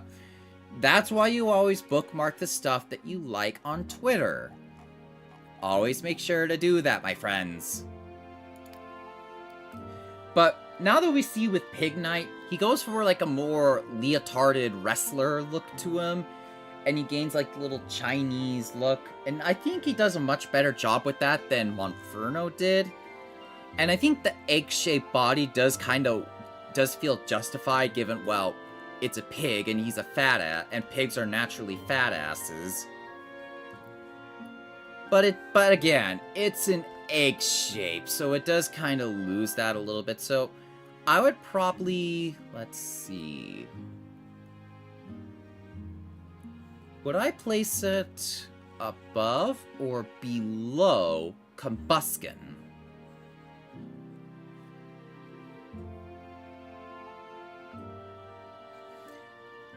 Well, I'll do this. We'll put it below Swampert, but above Combusken. So now we're going to move on to Emboar. Emboar got a lot of hate when he first released, because he was the third firefighting starter in a row, and once again, he's a full-on martial artist fighter, more of a chunky fighter, but at the same time, his design does look really nice. It's very fierce and bulky. He does use the little Chinese markings a little bit different from Infernape, where they're more like a sash around his waist. And the Firebeard plus the tusks really do help give it some ferocity and edge to it and I like that the tail that started off as, so here's a cool thing that I like about the Tepig line. So Tepig starts off with a little circle, then Pignite's tail tip becomes smoke, and then the tip becomes a full-on explosion. So I think it's a pretty solid design. So I would probably put it in the upper B tier or the lower A tier. I'll probably put it at the bottom of the A tier, below Venusaur, but that way it's still, never noticed that detail before. That puts him up a tier. Yes, but then we're gonna move on to something that actually does improve upon him, and think it gives him a little bit of identity over the other firefighters. Mega Emboar. So we started off with a heavy martial artist, and then he mega evolves into an Imperial Spearman. So he gets a full-on spear made of fire. His Firebeard just covers his whole upper torso, and it looks like a face going on with his lower part of the body with the red now. The Chinese markings are looking more like Imperial armor, and his little head crest here actually does look like the helmets that Chinese Imperial men would wear. Because that's what I like about this. It gives him his own leg to stand on over the other firefighters. So we have Blaziken, who is a kick-fighting cockfighter. Don't take that out of context, if you would. If you dare take that out of context, I will send you all dad jokes. Infernape, who is just a more upfront pugilist. And then Emboar, who is more of a fat sumo wrestler, but still more of a martial artist. But then the Mega Evolution gives him much stronger identity, and I just love a lot about it. He's got such a fierce look to him, because his body looks like another mouth. It's so amazing. Love it. Threatening a good time. Oh, yeah. But look at the TCG art on this thing. He looks so fucking awesome! He's definitely going into the S tier, in my opinion. Definitely an S tier. Let's see.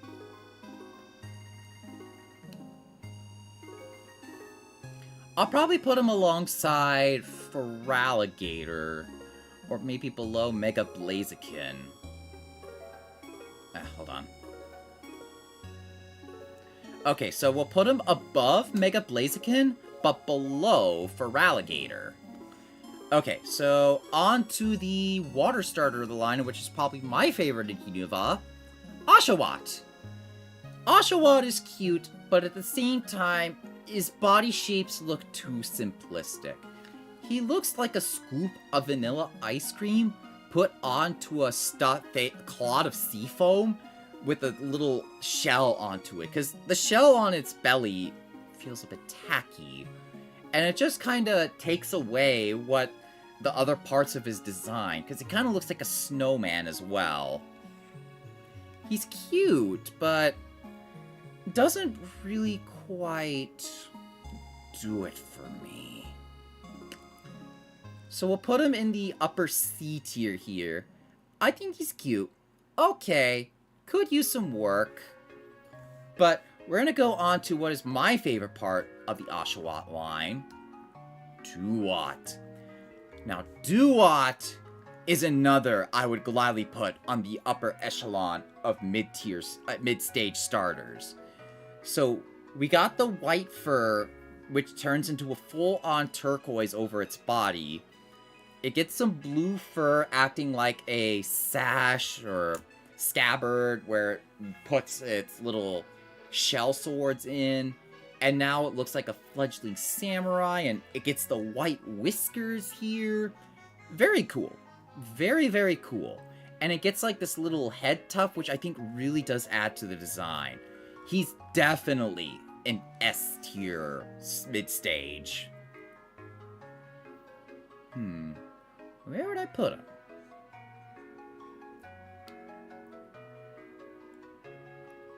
So I'll probably put him a little bit below Mega Emboar, because he just doesn't have that cohesion and design to it that Mega Emboar does. You'll see why when we get to Samurott. So Samurott, I'm conflicted about. I overall think he's a good design. He looks like a full-on armored shelled samurai, but I don't like that they made him go on all fours, because apparently when I was looking at behind the scenes of from when they designed the Samurott line, they weren't sure where they wanted to go with the final evolution of Dewott, so they settled with a more sea lion look after a trip to the aquarium. Like, I know he's not fully a sea lion. Like, he's more of a quadruped otter, like you would, say, a river otter. But he's one of those designs that look a little bit better in action, and I think that's what redeems him from the C tier, in my opinion.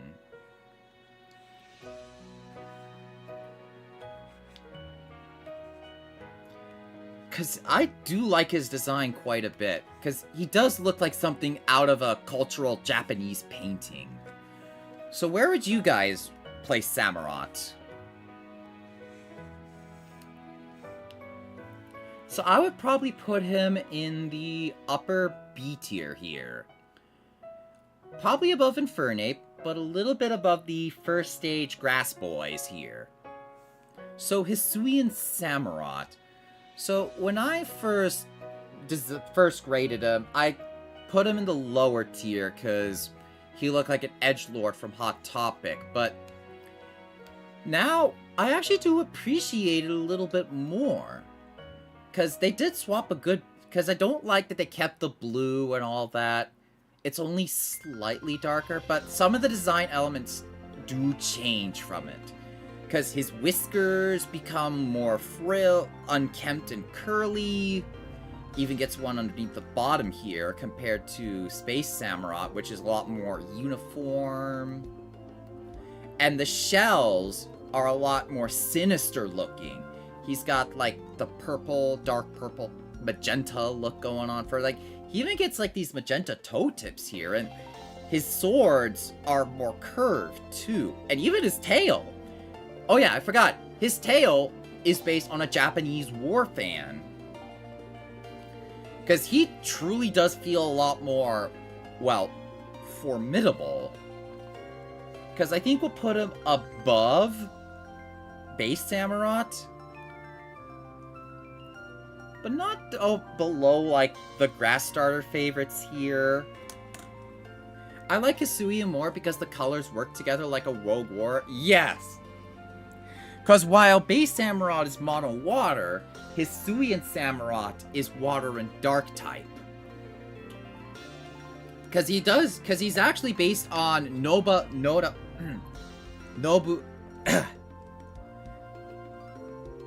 No, okay, I can't pronounce that jack shit. Hold on, I need to look at it.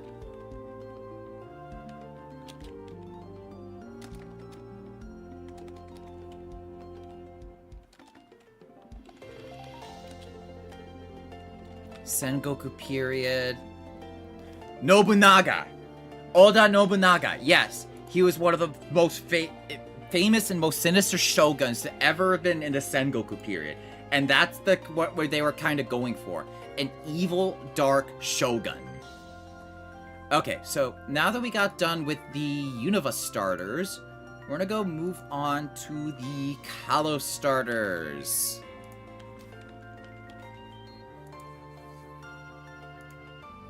Starting off with Chespin. So Chespin is a chestnut hedgehog. I get what they were going for because it feels, I don't know, more like a kid than it did a rodent. I don't know why. Maybe it's because his head kind of looks more like a beanie than anything. I would definitely put him maybe around in the C tier. Nothing too remarkable. Probably in the lower C tier here. I think he's a little bit more standout over Monferno in my opinion, but he just doesn't have like any of the dazzle that Mega Meganium and above have. He's not terrible, but he's okay.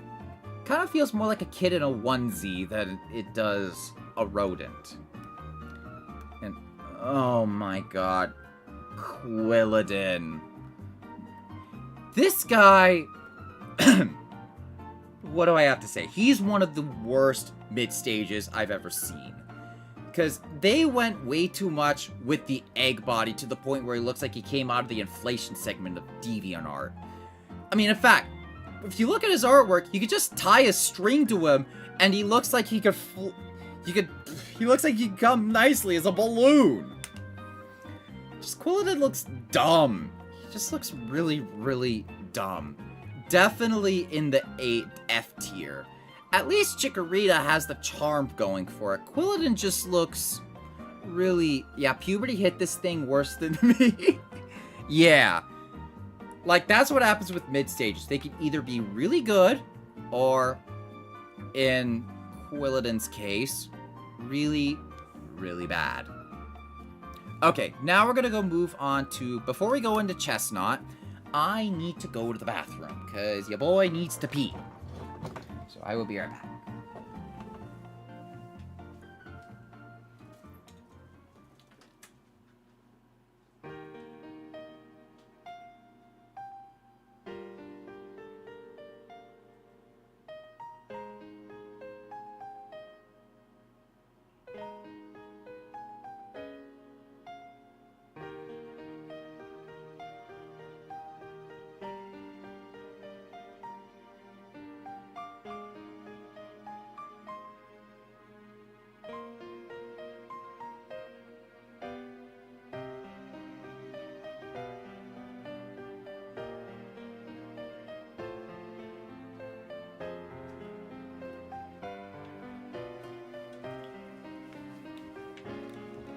Okay, I'm back. Now we can start with Chestnut. So, Chestnut base form, I feel a little conflicted on. On one end, I like the fighter motif it has going for it.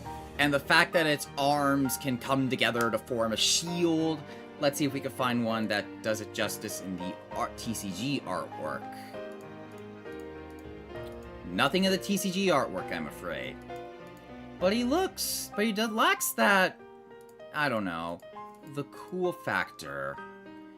I don't like that they suddenly gave him tan over, like, the browns that Chespin has.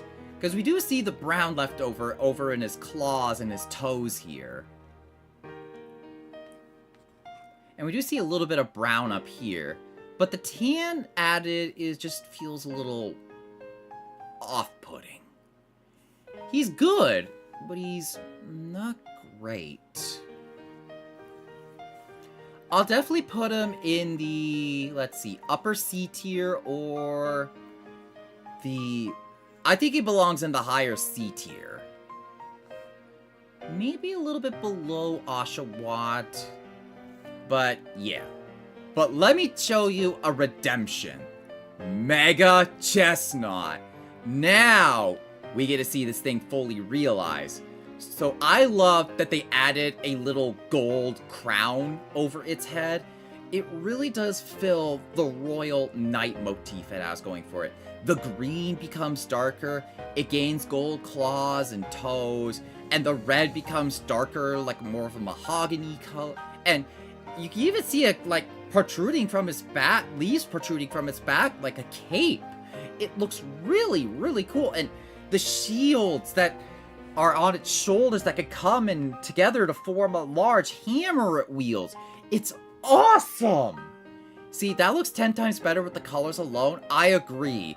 And the tan becomes more of the more muted ivory color, like bone white. You guys know what I'm talking about, right? Like, if I were to say what Chestnut reminds me of, it reminds me of that lore-based Reinhardt skin based on his mentor. Oh, and we see the fur have a more pronounced look to it, because it looks more like a fully fleshed out beard. Because its beard here looks very middling in the base form.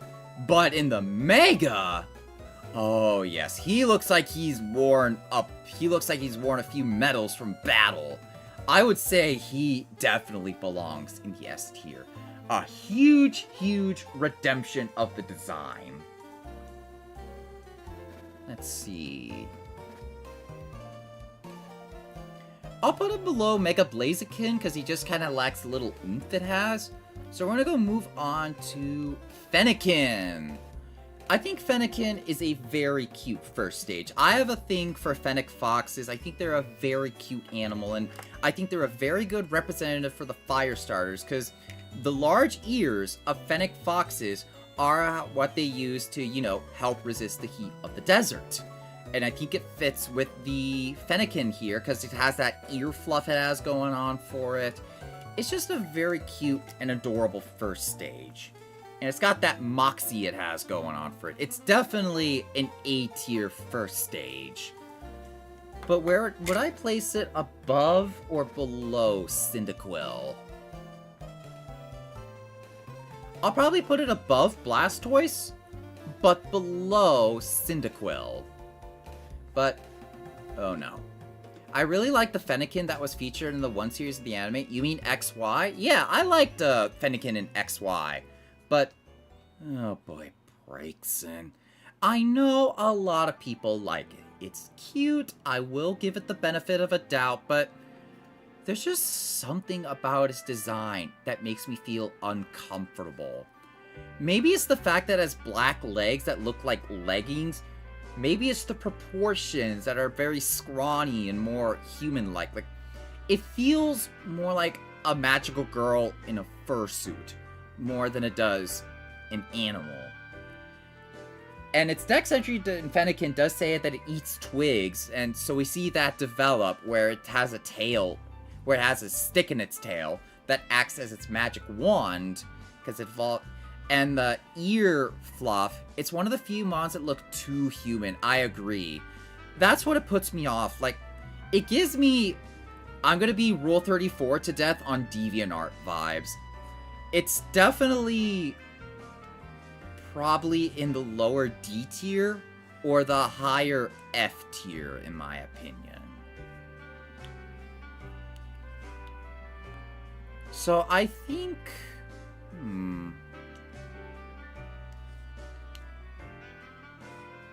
We'll put it in the higher end of the F tier, because it does have that cuteness factor like Chikorita does. But, yeah, it's too human for my tastes. Now we go on to its evolution, Delphox. It's a little bit more realized. I like that its design is a lot more modest, looking more like a wizard cloak. It has that dark red, reddish orange going for it with the little flame patterns, looking like a wizard robe. Same with Delphox, there's so much of it, yeah. And the ears looking more like, coming together look more like a wizard hat. But there's just not really a whole lot that stands out to me with this design. To make matters worse, the stick doesn't really grow as it evolves. Like, you'd think after Braixen, the stick would become a full-on, like, wizard staff. That's what I was hoping for it, but it's still a stick, unfortunately. But I do like that it's more modest than Braixen, but it's... not great. It's just a very boring design. Not terrible, but very, very boring. It does get a little bit of edge above Meganium because it has some more striking colors. But just like Chestnut, it does get a very major glow up. Mega Delphox. This is another big glow up that got a redemption from a Mega Evolution. I love that it adds purple to the color scheme because it better justifies its psychic typing. And the whole fire wand it has turns into a full-on broom, which really does help a better job to sell the mage or wizard motif it has going on for it. And it even gets like 2 little ones as well, so it even does an even better job with warranting the psychic typing. And because we also got like the beard it has going on for it, because it looks a little bit more like Merlin now. Because my problem with Braixen and Delphox is they feel too feminine. I like it when my Pokemon are a lot more androgynous and not like overly masculine or feminine, because it just doesn't feel right when I have like a male Delphox or a female Incineroar. But don't worry, we'll talk about him later. But this is a huge redemption for the line, so we're definitely placing him in the S tier. But would I say it's better? I would say it's better than Mega Charizard. Yeah, could you imagine Fennekin's evolution line with Dynamaxing like G-Max Delphox could set cross-leg on a flaming stick? That would be pretty cool, I will agree. But I'll probably put it above Mega Charizard, but below Mega Chestnut, because Mega Chestnut just gives me all the right Reinhardt vibes. And now we go on to Froakie, who's my favorite starter. Froakie is a very simple little frog. He's got like these big ol' eyes. He's got these bubble foam and has going on around its neck. But I don't like the whole bubble nose it has. He's still a good design, don't get me wrong. And I think that stripe of blue does help with alleviating the design. So he's definitely in the B tier. I'd probably put him below Bulbasaur, but above Turtwig and Trico. Frogadier. Frogadier is a very solid mid-stage. So what started off as like a stripe on its head covers its whole head for upper head and back, and it even gains these little spikes on around its eyes. And we see the little foam nose a little bit more realized, and we get to see the bubble foam around its neck becoming more like a scarf or a brigadier, as its name would imply. I like the little white toe tips it has, fingertips it has. Frog anatomy be damned. And it has the blue toes for the... I think it's a very solid mid-stage. It's a very easy A tier for me. Let's see. I'll probably put it... I could probably... I'll put it below Snivy because it has that same charisma level, but doesn't really have, like, the personality it has. But I'll put it above Torterra. But... okay. Greninja is my all-time favorite Pokemon. No one can deny that. I love this Pokemon to death. Because it does so much right. It has that perfect balance between character and creature. Because you still get the feeling that you could see this thing in the wild. But you could see the personality and that oozes from this line. I mean, sure, the bubble theming from its first two stages does take a back seat, because we only see it on, like, its forearms and its knees. But it makes up for just being a striking and cool design. It did the ninja motif perfectly. And the fact that its tongue becomes a scarf is a little weird, but I don't care. It's cool. And the head with, like, its little spike protrusion things, and it has, like, a little sharp tail, too. There's just so much I love about this thing. Can you guys tell this is my all-time favorite Pokemon? It is definitely in the top of the S tier for me. No questions asked. Upper S tier, I'm sorry not sorry for the bias. Okay. But let's get on to its other forms.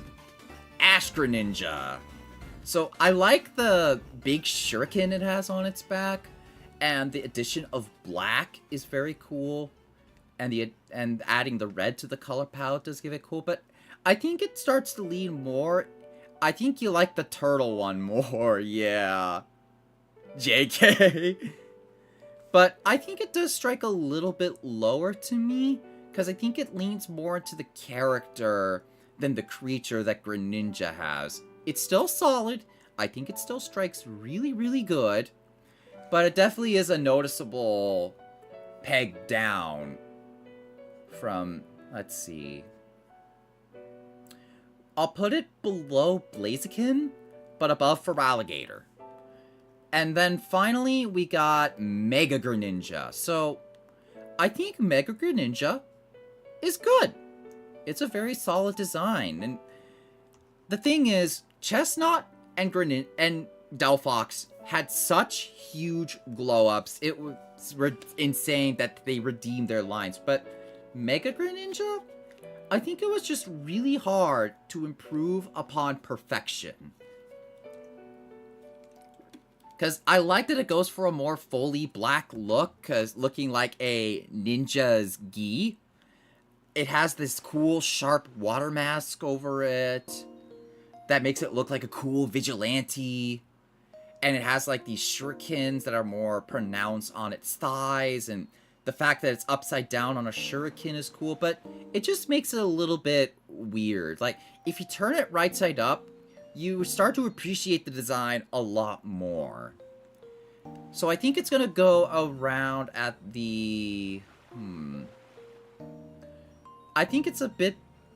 oh, man. I don't know where I put this. I'll probably put it below Mega Emboar. Because while it's a good design... I'll probably put it below... let's see. I'm going to need to do a little bit of shifting around here. We'll put Hisuian Typhlosion above Mega no. Okay, there we go. I think it's a bit of a peg down, in my opinion. And then we'll put Ash Greninja a little bit below Mega Greninja. Because I just like the black of Mega Greninja a lot more. Okay, Kalos starters are done. We are moving on to the Alola region. starting off with Rowlet. I love this thing. His simple shape is just downright adorable. I love the grass bow tie and the tan colors, the barn owl look. And to quote Josh from Drake and Josh, it's spherical! Spherical! And I love it for that. He's adorable. I love him. I want to get a plushie of this guy. I want to get a plushie of this so bad and get a whole stack of Rowlets and just have it stapled up to my ceiling and they'd watch over me. Not sure that'd be a good idea, but hey, never hurts to try.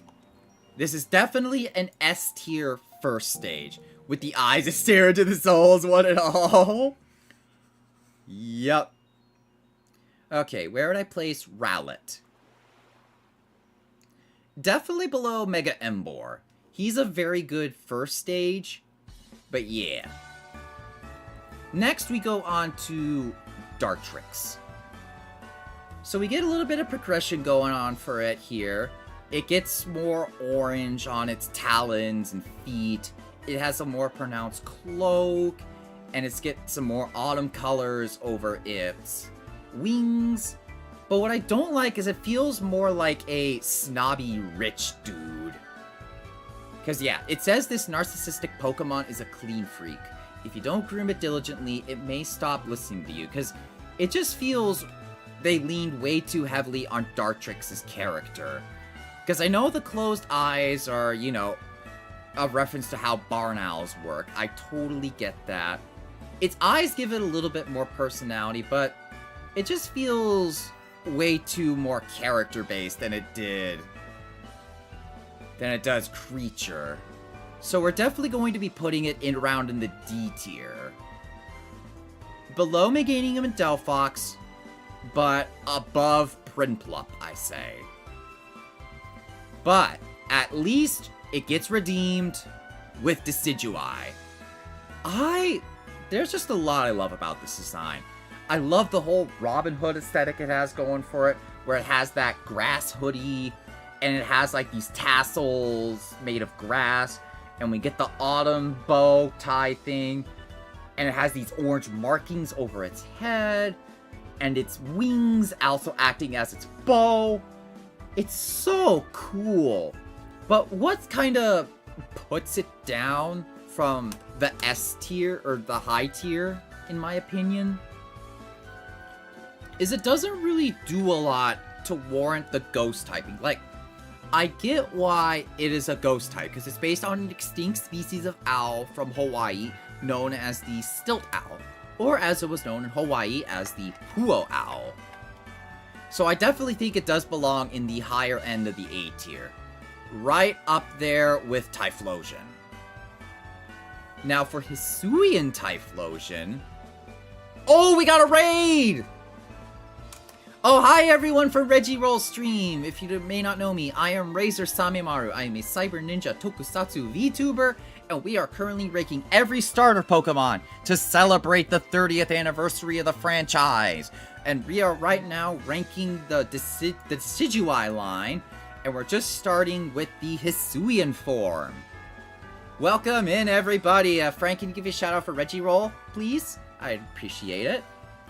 So, Hisuian Decidueye goes in a different direction. It's a grass fighting instead of grass ghost. And it goes for a more Japanese archer motif going for it. It has a lot more, oh my god, I didn't realize the 30th anniversary. Oh my god, I'm old. You're telling me! I remember when Pokemon was first released when I was in the 2nd grade. Should have gone through the top of the chat, yeah. And I think the autumn look is much better for it, in my opinion. And I think it does better to justify its secondary typing over the base form. It's kind of hard to decide, because as far as the Hisuian forms go, I think Alolan Decidueye and Hisuian Decidueye strike pretty evenly, in my opinion. But I think I'm gonna give Hisuian Decidueye the slight edge, just for the fact it does better to warrant its secondary typing, mostly from the colors. Because you get a good feel that it is a fighting type. more than base Stitch's UI with the ghost typing. Anyways, we're on to our next starter, which is Litten. Litten is very simple and cute. He's a cute fire-breathing black cat, and I like him for that. And he has that sass and, like, don't touch me vibes going for it, which I like, because it definitely does fits cats really well. And I remember so many people love Litten just for its cuteness and sass. I would definitely say it belongs in the A tier of... around the A tier for starters. Let's see.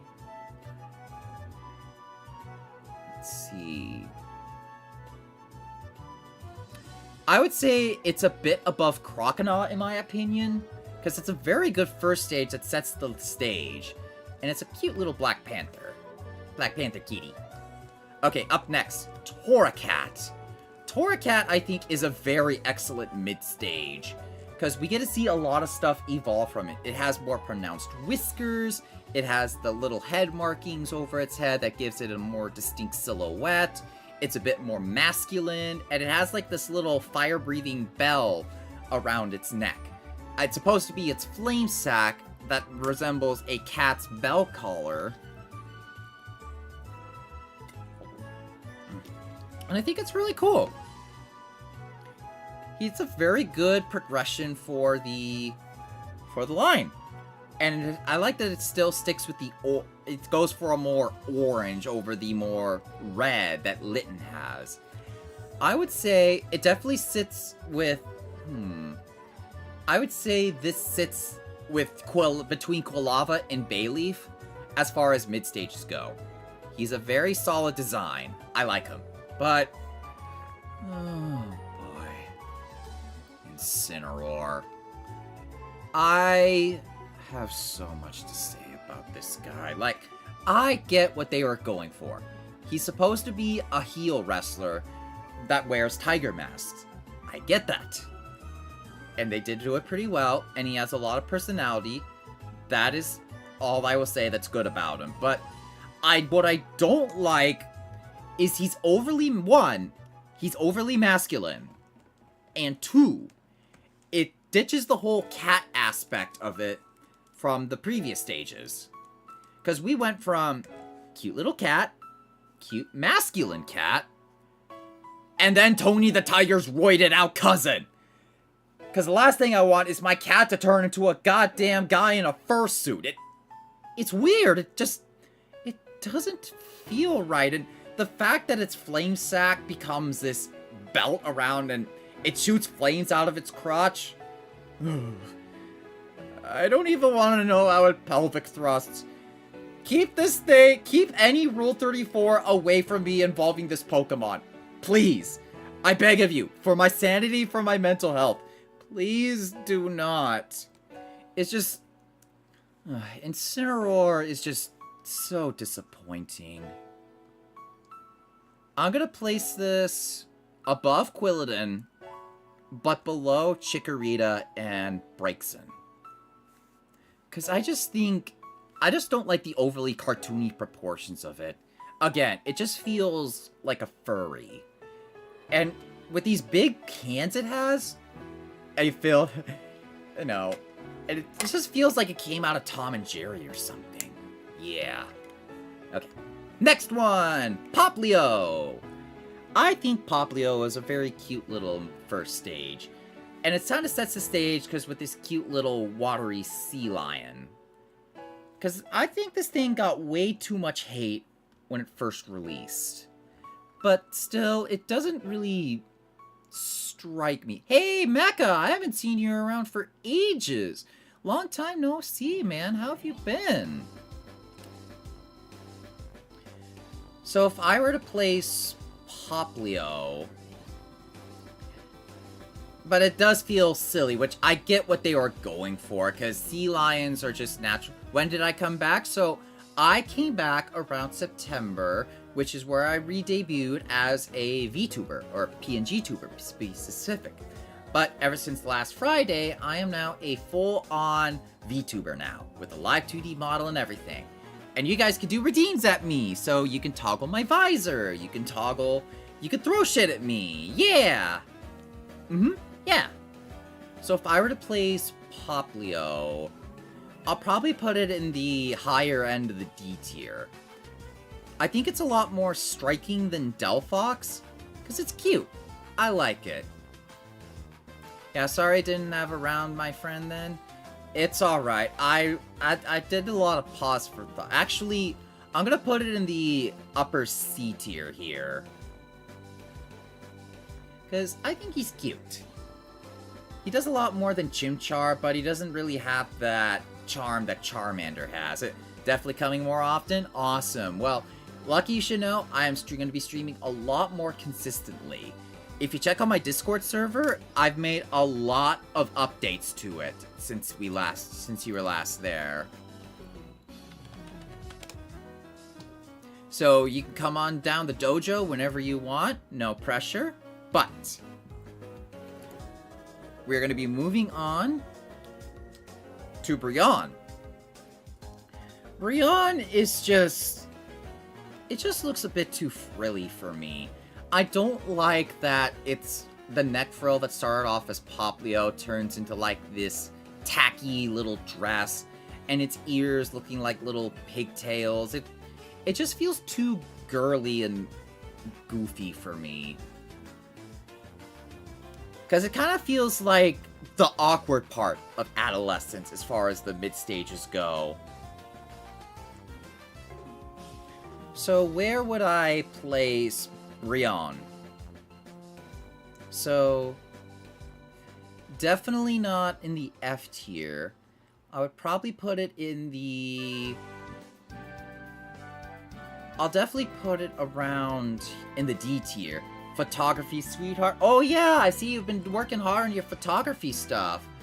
I'm glad I've been seeing on your Instagram. You've been doing a pretty good job on there. Keep the stuff up. But yeah, Brionne definitely goes in the D tier. Because I see what they were going for, but it's just a bit, yes. Yeah, I just kind of don't like being called sweetheart because I had a stalker that called me cute and adorable. It just sets off the wrong way. I'll probably tell you guys more about the stalker another day, but for right now, we gotta move on. So we got Primarina. I think Primarina is very good. I like the whole Little Mermaid prima donna look it has going for it, and I like that it still looks like a sea lion would. It was an accident also, you know, I use my voice a lot and sometimes it autocorrects. Okay, I get that. Well, I know you didn't mean it, so with that, I forgive ya.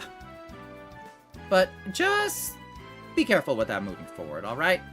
And I like that it gains the fairy typing so as it fits the whole cutesy look of it. And what started off as like this little frilly dress, it becomes a lot more realized. Because it's starting to look like... let's see a better look. Because it's starting to look a lot more realized here. Because we get to see it looks more like a full dress here rather than looking like something an amateur cosplayer would make. Oh, and I do like that its hair unfrills. Hey, Falco! Welcome on in. How are you today? So we are ranking every starter Pokemon. But I do like Primarina. She does the concept well. She's a very solid creature. But she does feel a bit too feminine for me, which kind of knocks me off the... So I'd probably put her in the lower B tier or the high end of the C tier. So... what are your guys' thoughts on Primarina? I think lower B tier would work here. Definitely above Tepig. But yeah, hey, hi. How's your day been going along, Falco? Okay, so that's the Alola starters all taken care of. So we're gonna move on to the Galar starters.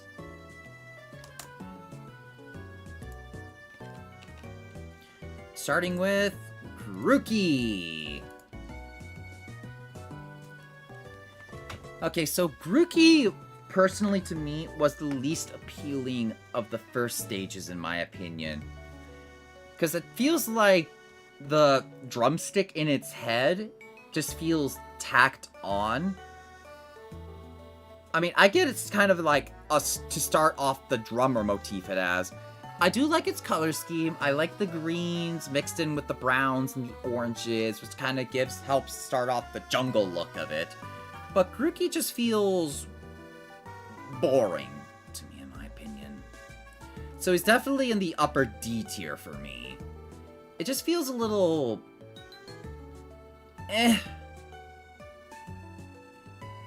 Where would I place him? Definitely above Dartrix.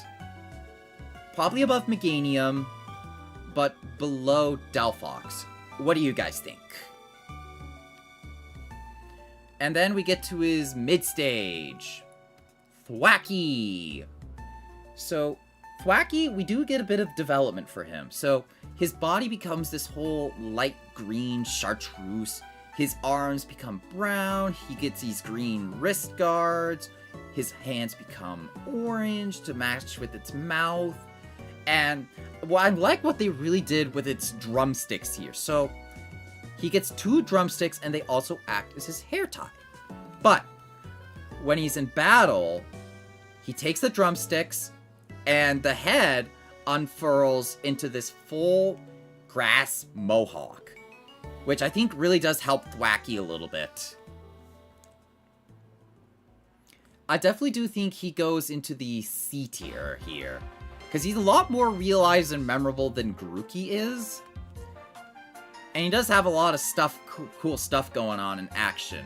So, let's see. I'll put him above Chespin, but below Mega Meganium. So I think that'll work here. So what else have you guys been doing this evening? So we're gonna go on to Rillaboom. So I have, personally, a lot of conflicting feelings with this design. So on one end, the whole design itself is really good. It looks like a gorilla, and definitely does look like something you'd find in the jungle. The grasses feel more realized because he has these grassy wrists. It has a full head of grass hair with a little vine bang here. And its chest is balanced out with this light brown to mix in with the dark brown. And the orange doesn't overtake the design too much, with it just being in the mouth and the eyes. But my problem with Rillaboom is its drummer motif feels more tacked on compared to Thwackey. Because when you look at Grookey and Thwackey, they integrated the drummer motifs into their designs a lot better and more naturally. So where their drumsticks act as hair ties. Especially with Thwackey, where when he takes the drumsticks out, it unfurls the hair. But Rillaboom, he just pulls out an entire drum set with drum set out of his hair. Like, how the fuck does he fit that in there? Like, that's some weird-ass monkey cheese physics going on there. Is his hair its own pocket dimension? I want to know. Game Freak, I need answers. I need answers on what the hell is Rillaboom's capacity in his hair. Tell me! Oh my god.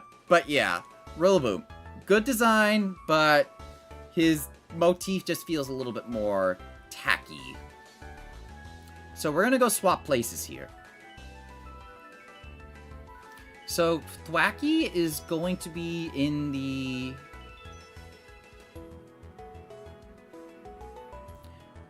Let's see, we're gonna put Rillaboom in the lower B tier. Because it at least does a little bit more here.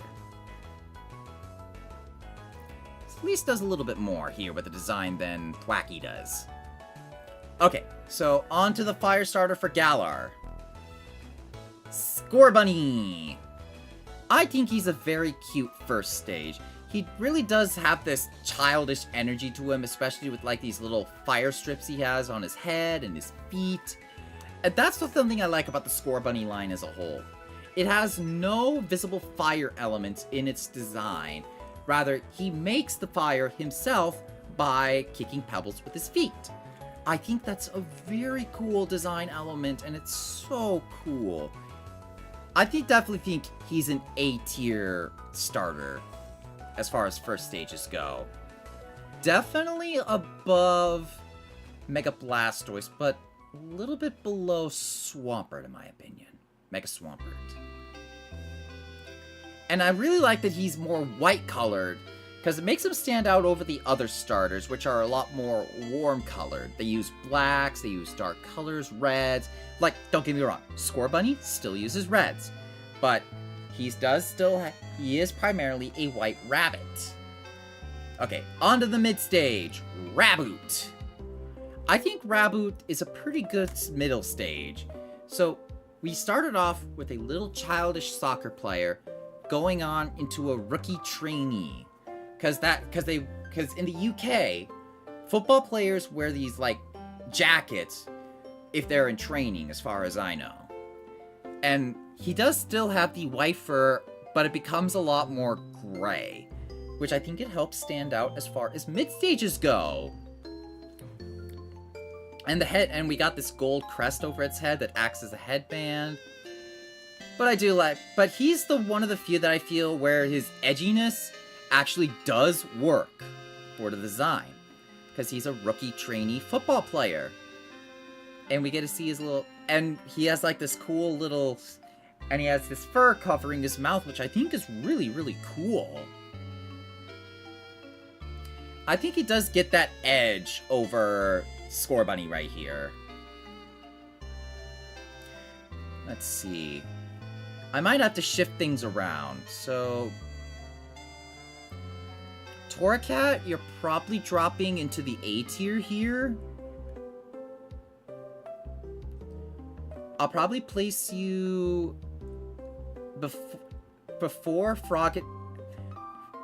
behind Frogadier, but before Torterra. For Raboot, you're gonna be we're probably gonna be together here, below Frogadier and Torracat. Okay. After that's done, we're going on to Cinderace. So, this is a very big gripe I have with fire starters here. So, we have a lot of... So, with grass, we get a lot of variety here. So, we get Quadruped, Raptorian Bipedal, Quadruped, Snake Serpentine Body, Hunched Over Bipedal, Upright Bird, and Hunched Over Upright. For water, we get Hunched Over Upright, Bulky Upright, somewhat quadrupedal, but hunched over, Avian Appearance with Empoleon. As Samurott, he's quadruped. Greninja, he could go bipedal and also on all fours. Primarina is more mermaid look. Compare that to the fire starters, which are basically all bipedal. So I can forgive Charizard and Typhlosion because they were the first two and they are more creature-like. And then we get 3 generations of black belts. And then we get 3 generations of furries. Like, for a final stage, Cinderace suffers from the Meganium problem, where it doesn't feel like a final stage. And what doesn't help it either is it looks like a store brand Wheeze mascot. I just don't like its proportions. They're way too human-like. Like, if it had more of the proportions like Scorbunny and Raboot did, I'd probably forgive the design a little bit, but it just feels, again, like Incineroar and Delphox, too anthropomorphic for my tastes. And it just feels very underwhelming. Like, we have the headband turning into like a full crown with a little red head. Because it's kind of like the opposite of a lot of designs I see. So, we got Party at the bottom, but nothing at the top here. It just feels very, very underwhelming. I get the vision. I totally get that. But I would definitely put it either around the higher F tier or the lower D tier. So chat, I want to hear you guys' thoughts. Lower D tier or higher F tier for Cinderace?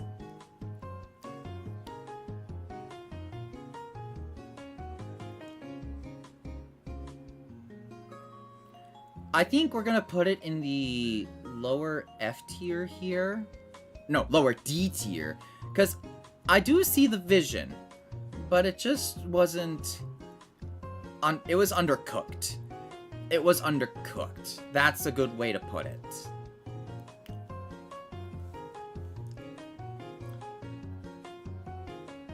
Actually, I'll probably put it... yeah, I think the D tier needs some candidates. Okay, so next we're going to go on to my favorite first stage of the Galar starters, Sobble! He's just a sad, timid little veiled chameleon, and I love him for that. He's just simple and adorable. I love that he has, like, the little U-shaped paws that it has that chameleons are often seen with. He's just so cute and adorable. And he's just a timid little crybaby like I am. I mean, don't let the design fool you. I am a big emotional crybaby. Cause hey, look, this is me. I tried to be better, but he's so fucking cute. And I do have a Sobble plushie with me. He's just so freaking adorable. But I do think the line really did a good job with Sobble. So we're definitely putting him in the higher end of the A tier. Definitely, let's see. Would I place him above or below Rowlet? I'd probably put him maybe below Duat, but above Blaziken. No. Yeah, he doesn't have the cuteness factor that Rowlet has, but he does have that memorability over Duat, I say. Okay, next up, we got Drizzile. Drizzile, so we got a lot of... so the reason why we have the F tiers as far as mid-stages go, so we got Quilladin, who looks like the bad end of puberty in the goofy way. Brionne looks like a cosplayer that's trying to way too hard, and Braixen looked like she's trying to get her way into a fur convention. Drizzile is the mid-stage that feels like he listened to way too much Hot Topic and Linkin. He went to Hot Topic way too much and listened to Linkin Park every day of the week. Because that's what he feels like. He just feels way too much like a brooding edgelord, and it just feels out of place for the whole line. But I will give him this. I like the darker blue he has. The green with the paws and the feet here and the eyelids are a little weird.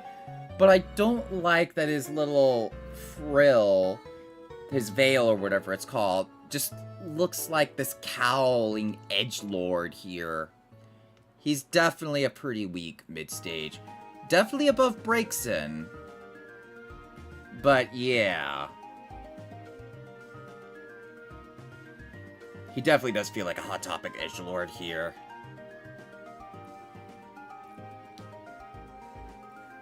Okay. And next up we have Inteleon. So I have a lot of conflicting feelings about Inteleon. Overall, it's a very good design. I like the secret agent motif he has, and he incorporates that from multiple reptiles, not just the veiled chameleon. So he draws a lot of elements from the basilisk lizard, which is known for being able to run on water, as well as the Draco lizard, which is known for having these little wings that come out of its hips to help glide, which you could see on its back here. And he has that feeling with the sniper, because with the hands here, my only problem is the proportions. He's way too scrawny. Like, it looks like a blow from the wind could, like, snap his ankles or something, or knees, God forbid. And the hands. Does he have giant-ass yaoi hands, and why does he shoot water out of his hands? It's cursed! I don't want to think about how his hands work, how his fingers work. It just feels freaky to me.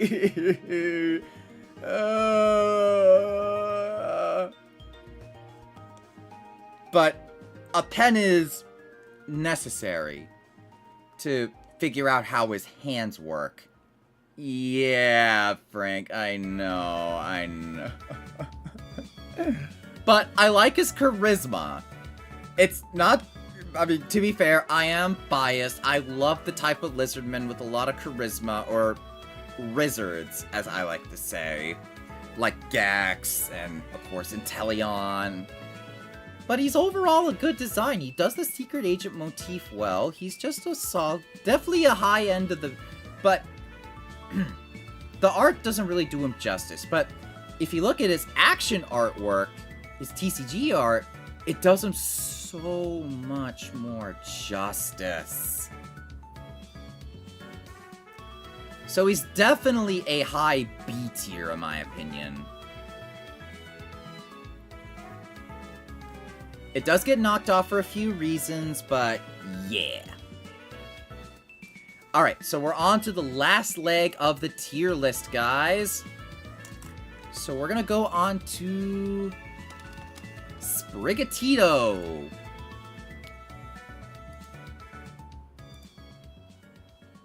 Let me see how the... Ooh, almost over, eh?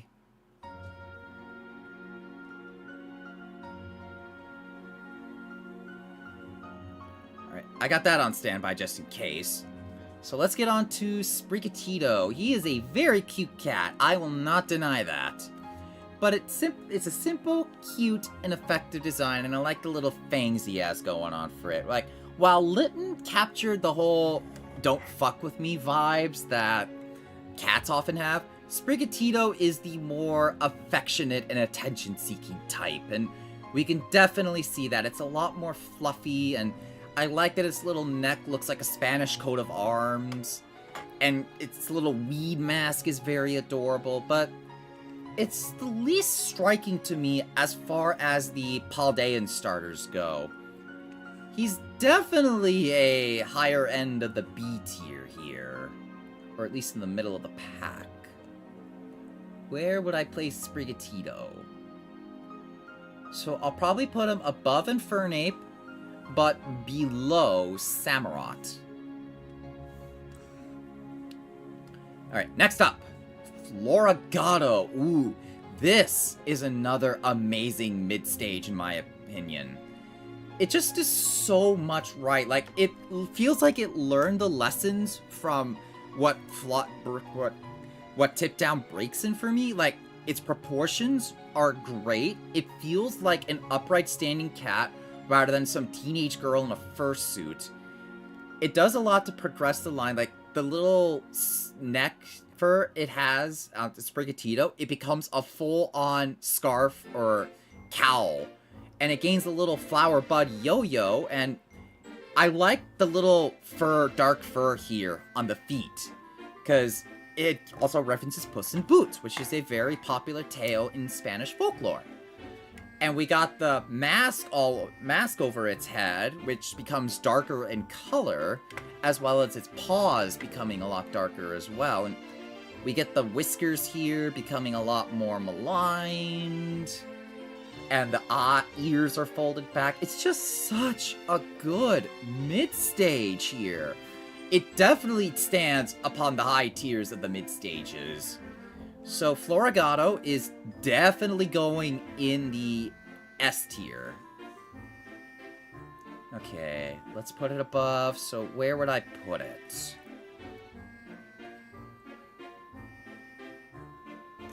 I would put it below Rowlet, above Sob. No. It's hard for me to decide. Okay, so we're gonna put it below Sobble, but above Duat. I think that's a good place for it, in my opinion. And finally, we got Meowscarada. So, while I would be put off by its furry, that's another Furrymon that we got in the starter lineup, but there's a lot of things that it helps redeem it. Give me a sec. Yeah, it's starting to run out. There we go. So there's a lot that Meowscarada redeems over, say, Incineroar. So it has a lot more cat elements to it. So, as you can see, its legs look more like what you would from an upright standing cat than, say, Incineroar or Cinderace, which feel like what furries would wear, or they're more less humanoid. I like that it's a lot more androgynous in appearance, because it really reminds...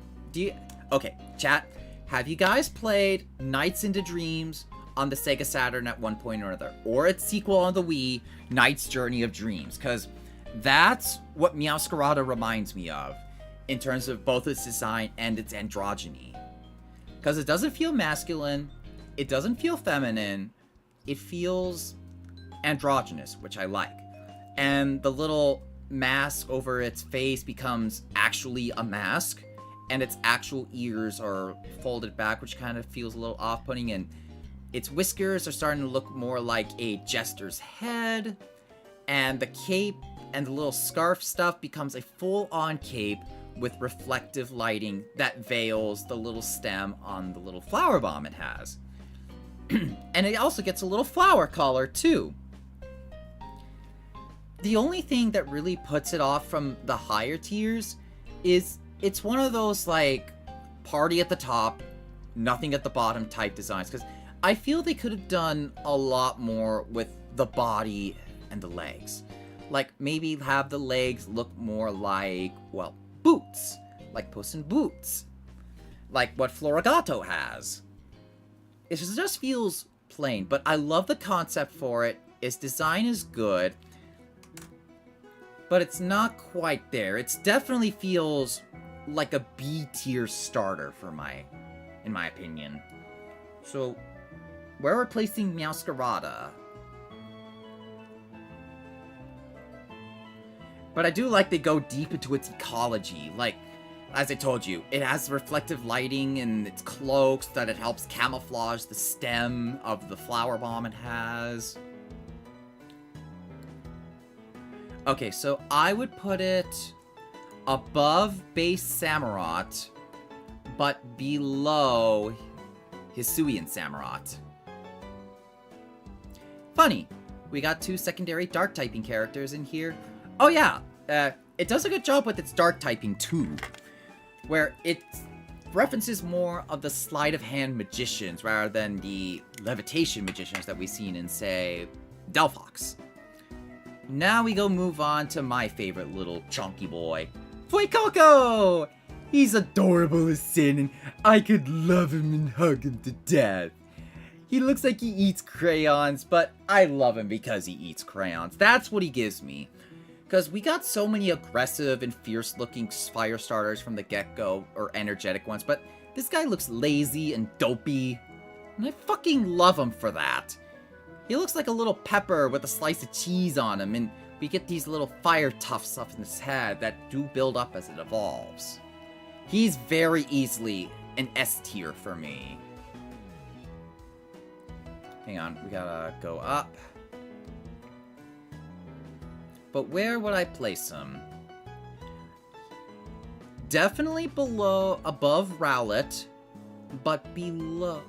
Or, we'll probably put him aside with Totodile. Because now that my Fire Crocs can be together! Yay! Okay, next up. Crocolore!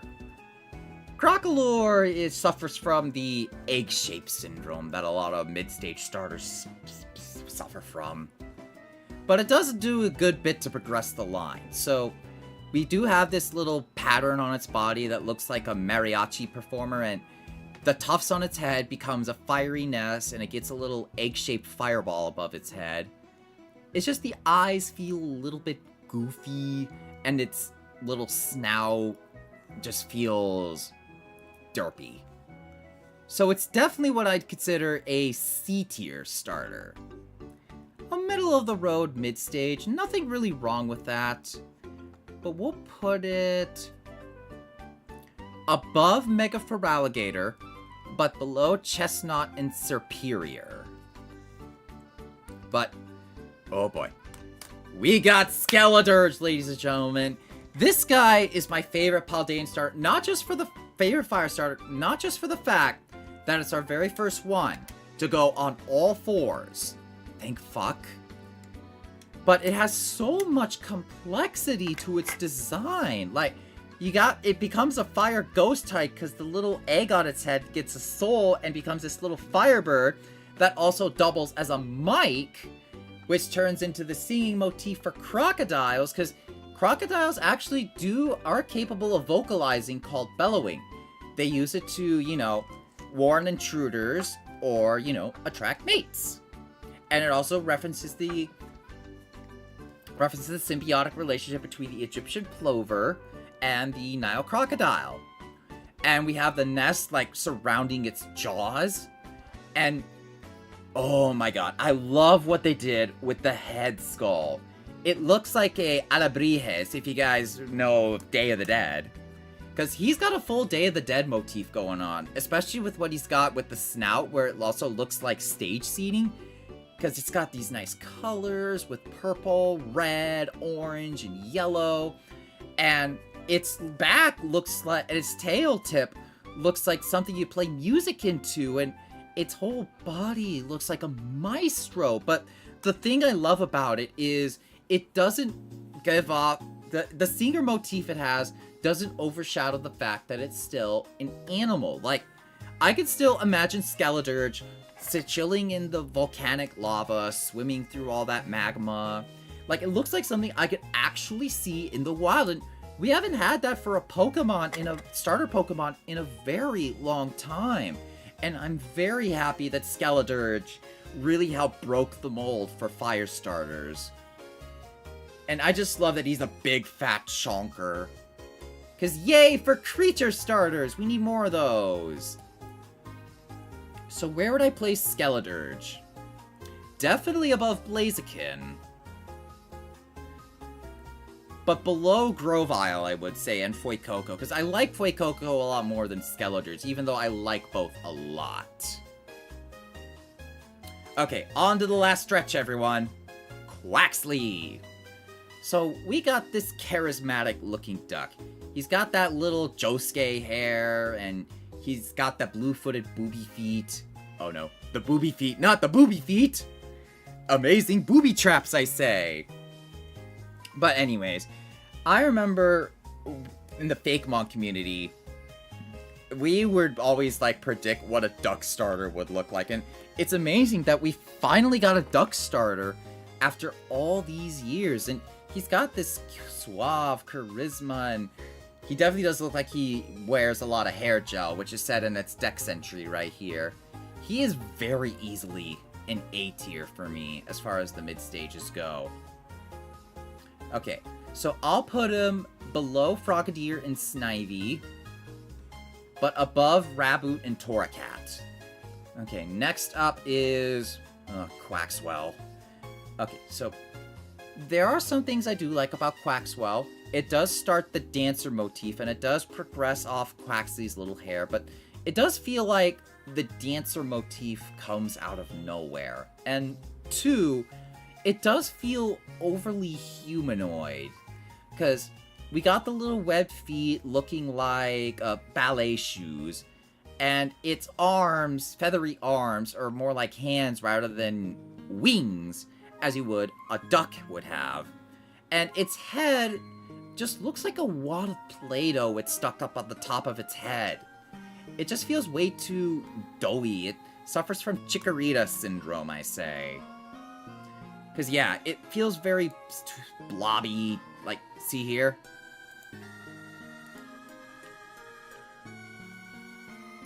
He's definitely around in the D tier here. Or I could probably put him in the higher end of the F tier. Drizzile does get the rule of cool where he gets... Yeah, I'll probably shift some things around. So, Drizzile will be at the lower end of the D tier here. And Quaxwell will be at the upper end of the F tier. Because at least Drizzile has good proportions. Quaxwell just feels too humanoid like Braixen does. There we are, much better. And last but not least, Quaquaval. So, I do like what they did with Quaquaval. So, they lean a little less from the duck parts and lean more from other waterfowl.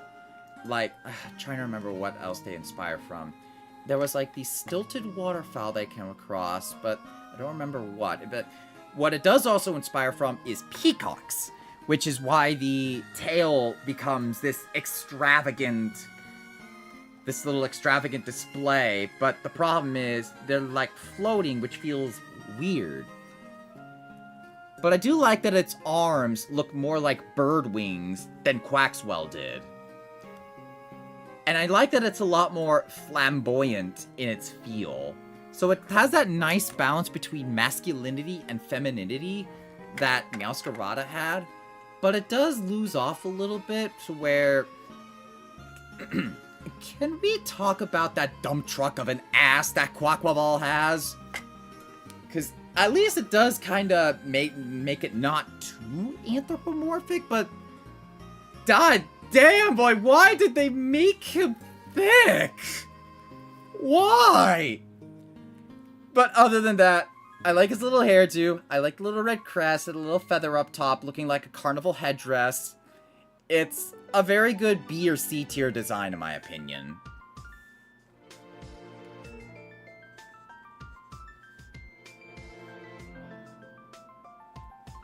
Okay, we're probably going to do a little bit of shifting around here.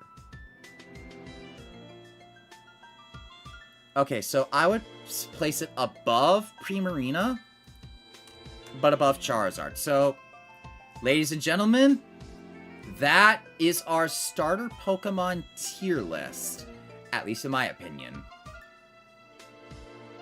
So I'm going to be sharing this all over my social media, including my... These feet do look like they could do a thing or two. Yeah! Actually, let me look up Quaquaval on Bulbapedia. Because, yeah, it definitely does have that RuPaul level of fierceness, I say. Oh, yeah! The Iberian Red-Knobbed Coot. That's another waterfowl it's based on.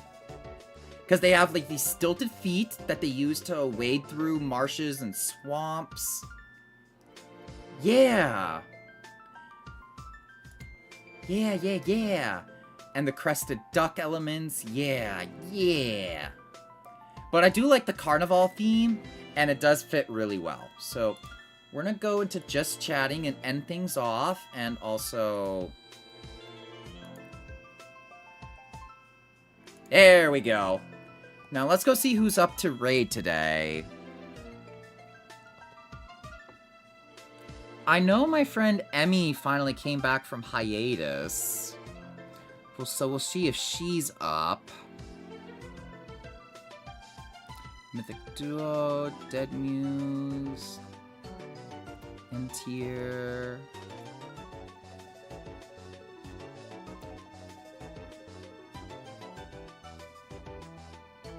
Well, son of a gun. Let's see, Spectre's actually streaming again today, it looks like. Dr. Plague. I'm just trying to sift through some raid candidates here.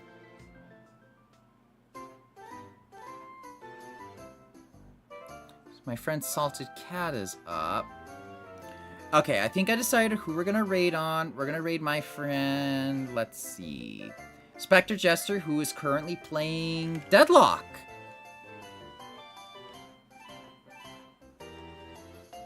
But anyways, thank you guys everyone for joining me on my tier list. I had a really good time doing it with you all.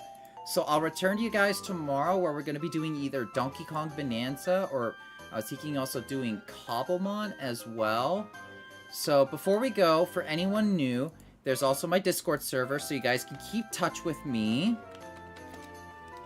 And I also have my socials as well, so you can find me otherwhere. Yeah, the Finn fans of the ride, we think you're top tier. Ooh, thank you. I actually do have my own raid message as well. This will be my raid message for those that are subbed. But anyways, I will be back to you guys tomorrow for some more fun. We're going to be continuing Donkey Kong Bonanza there. And I look forward to seeing everyone then. And the 1K followers will soon be ours, I say. But till then, ciao.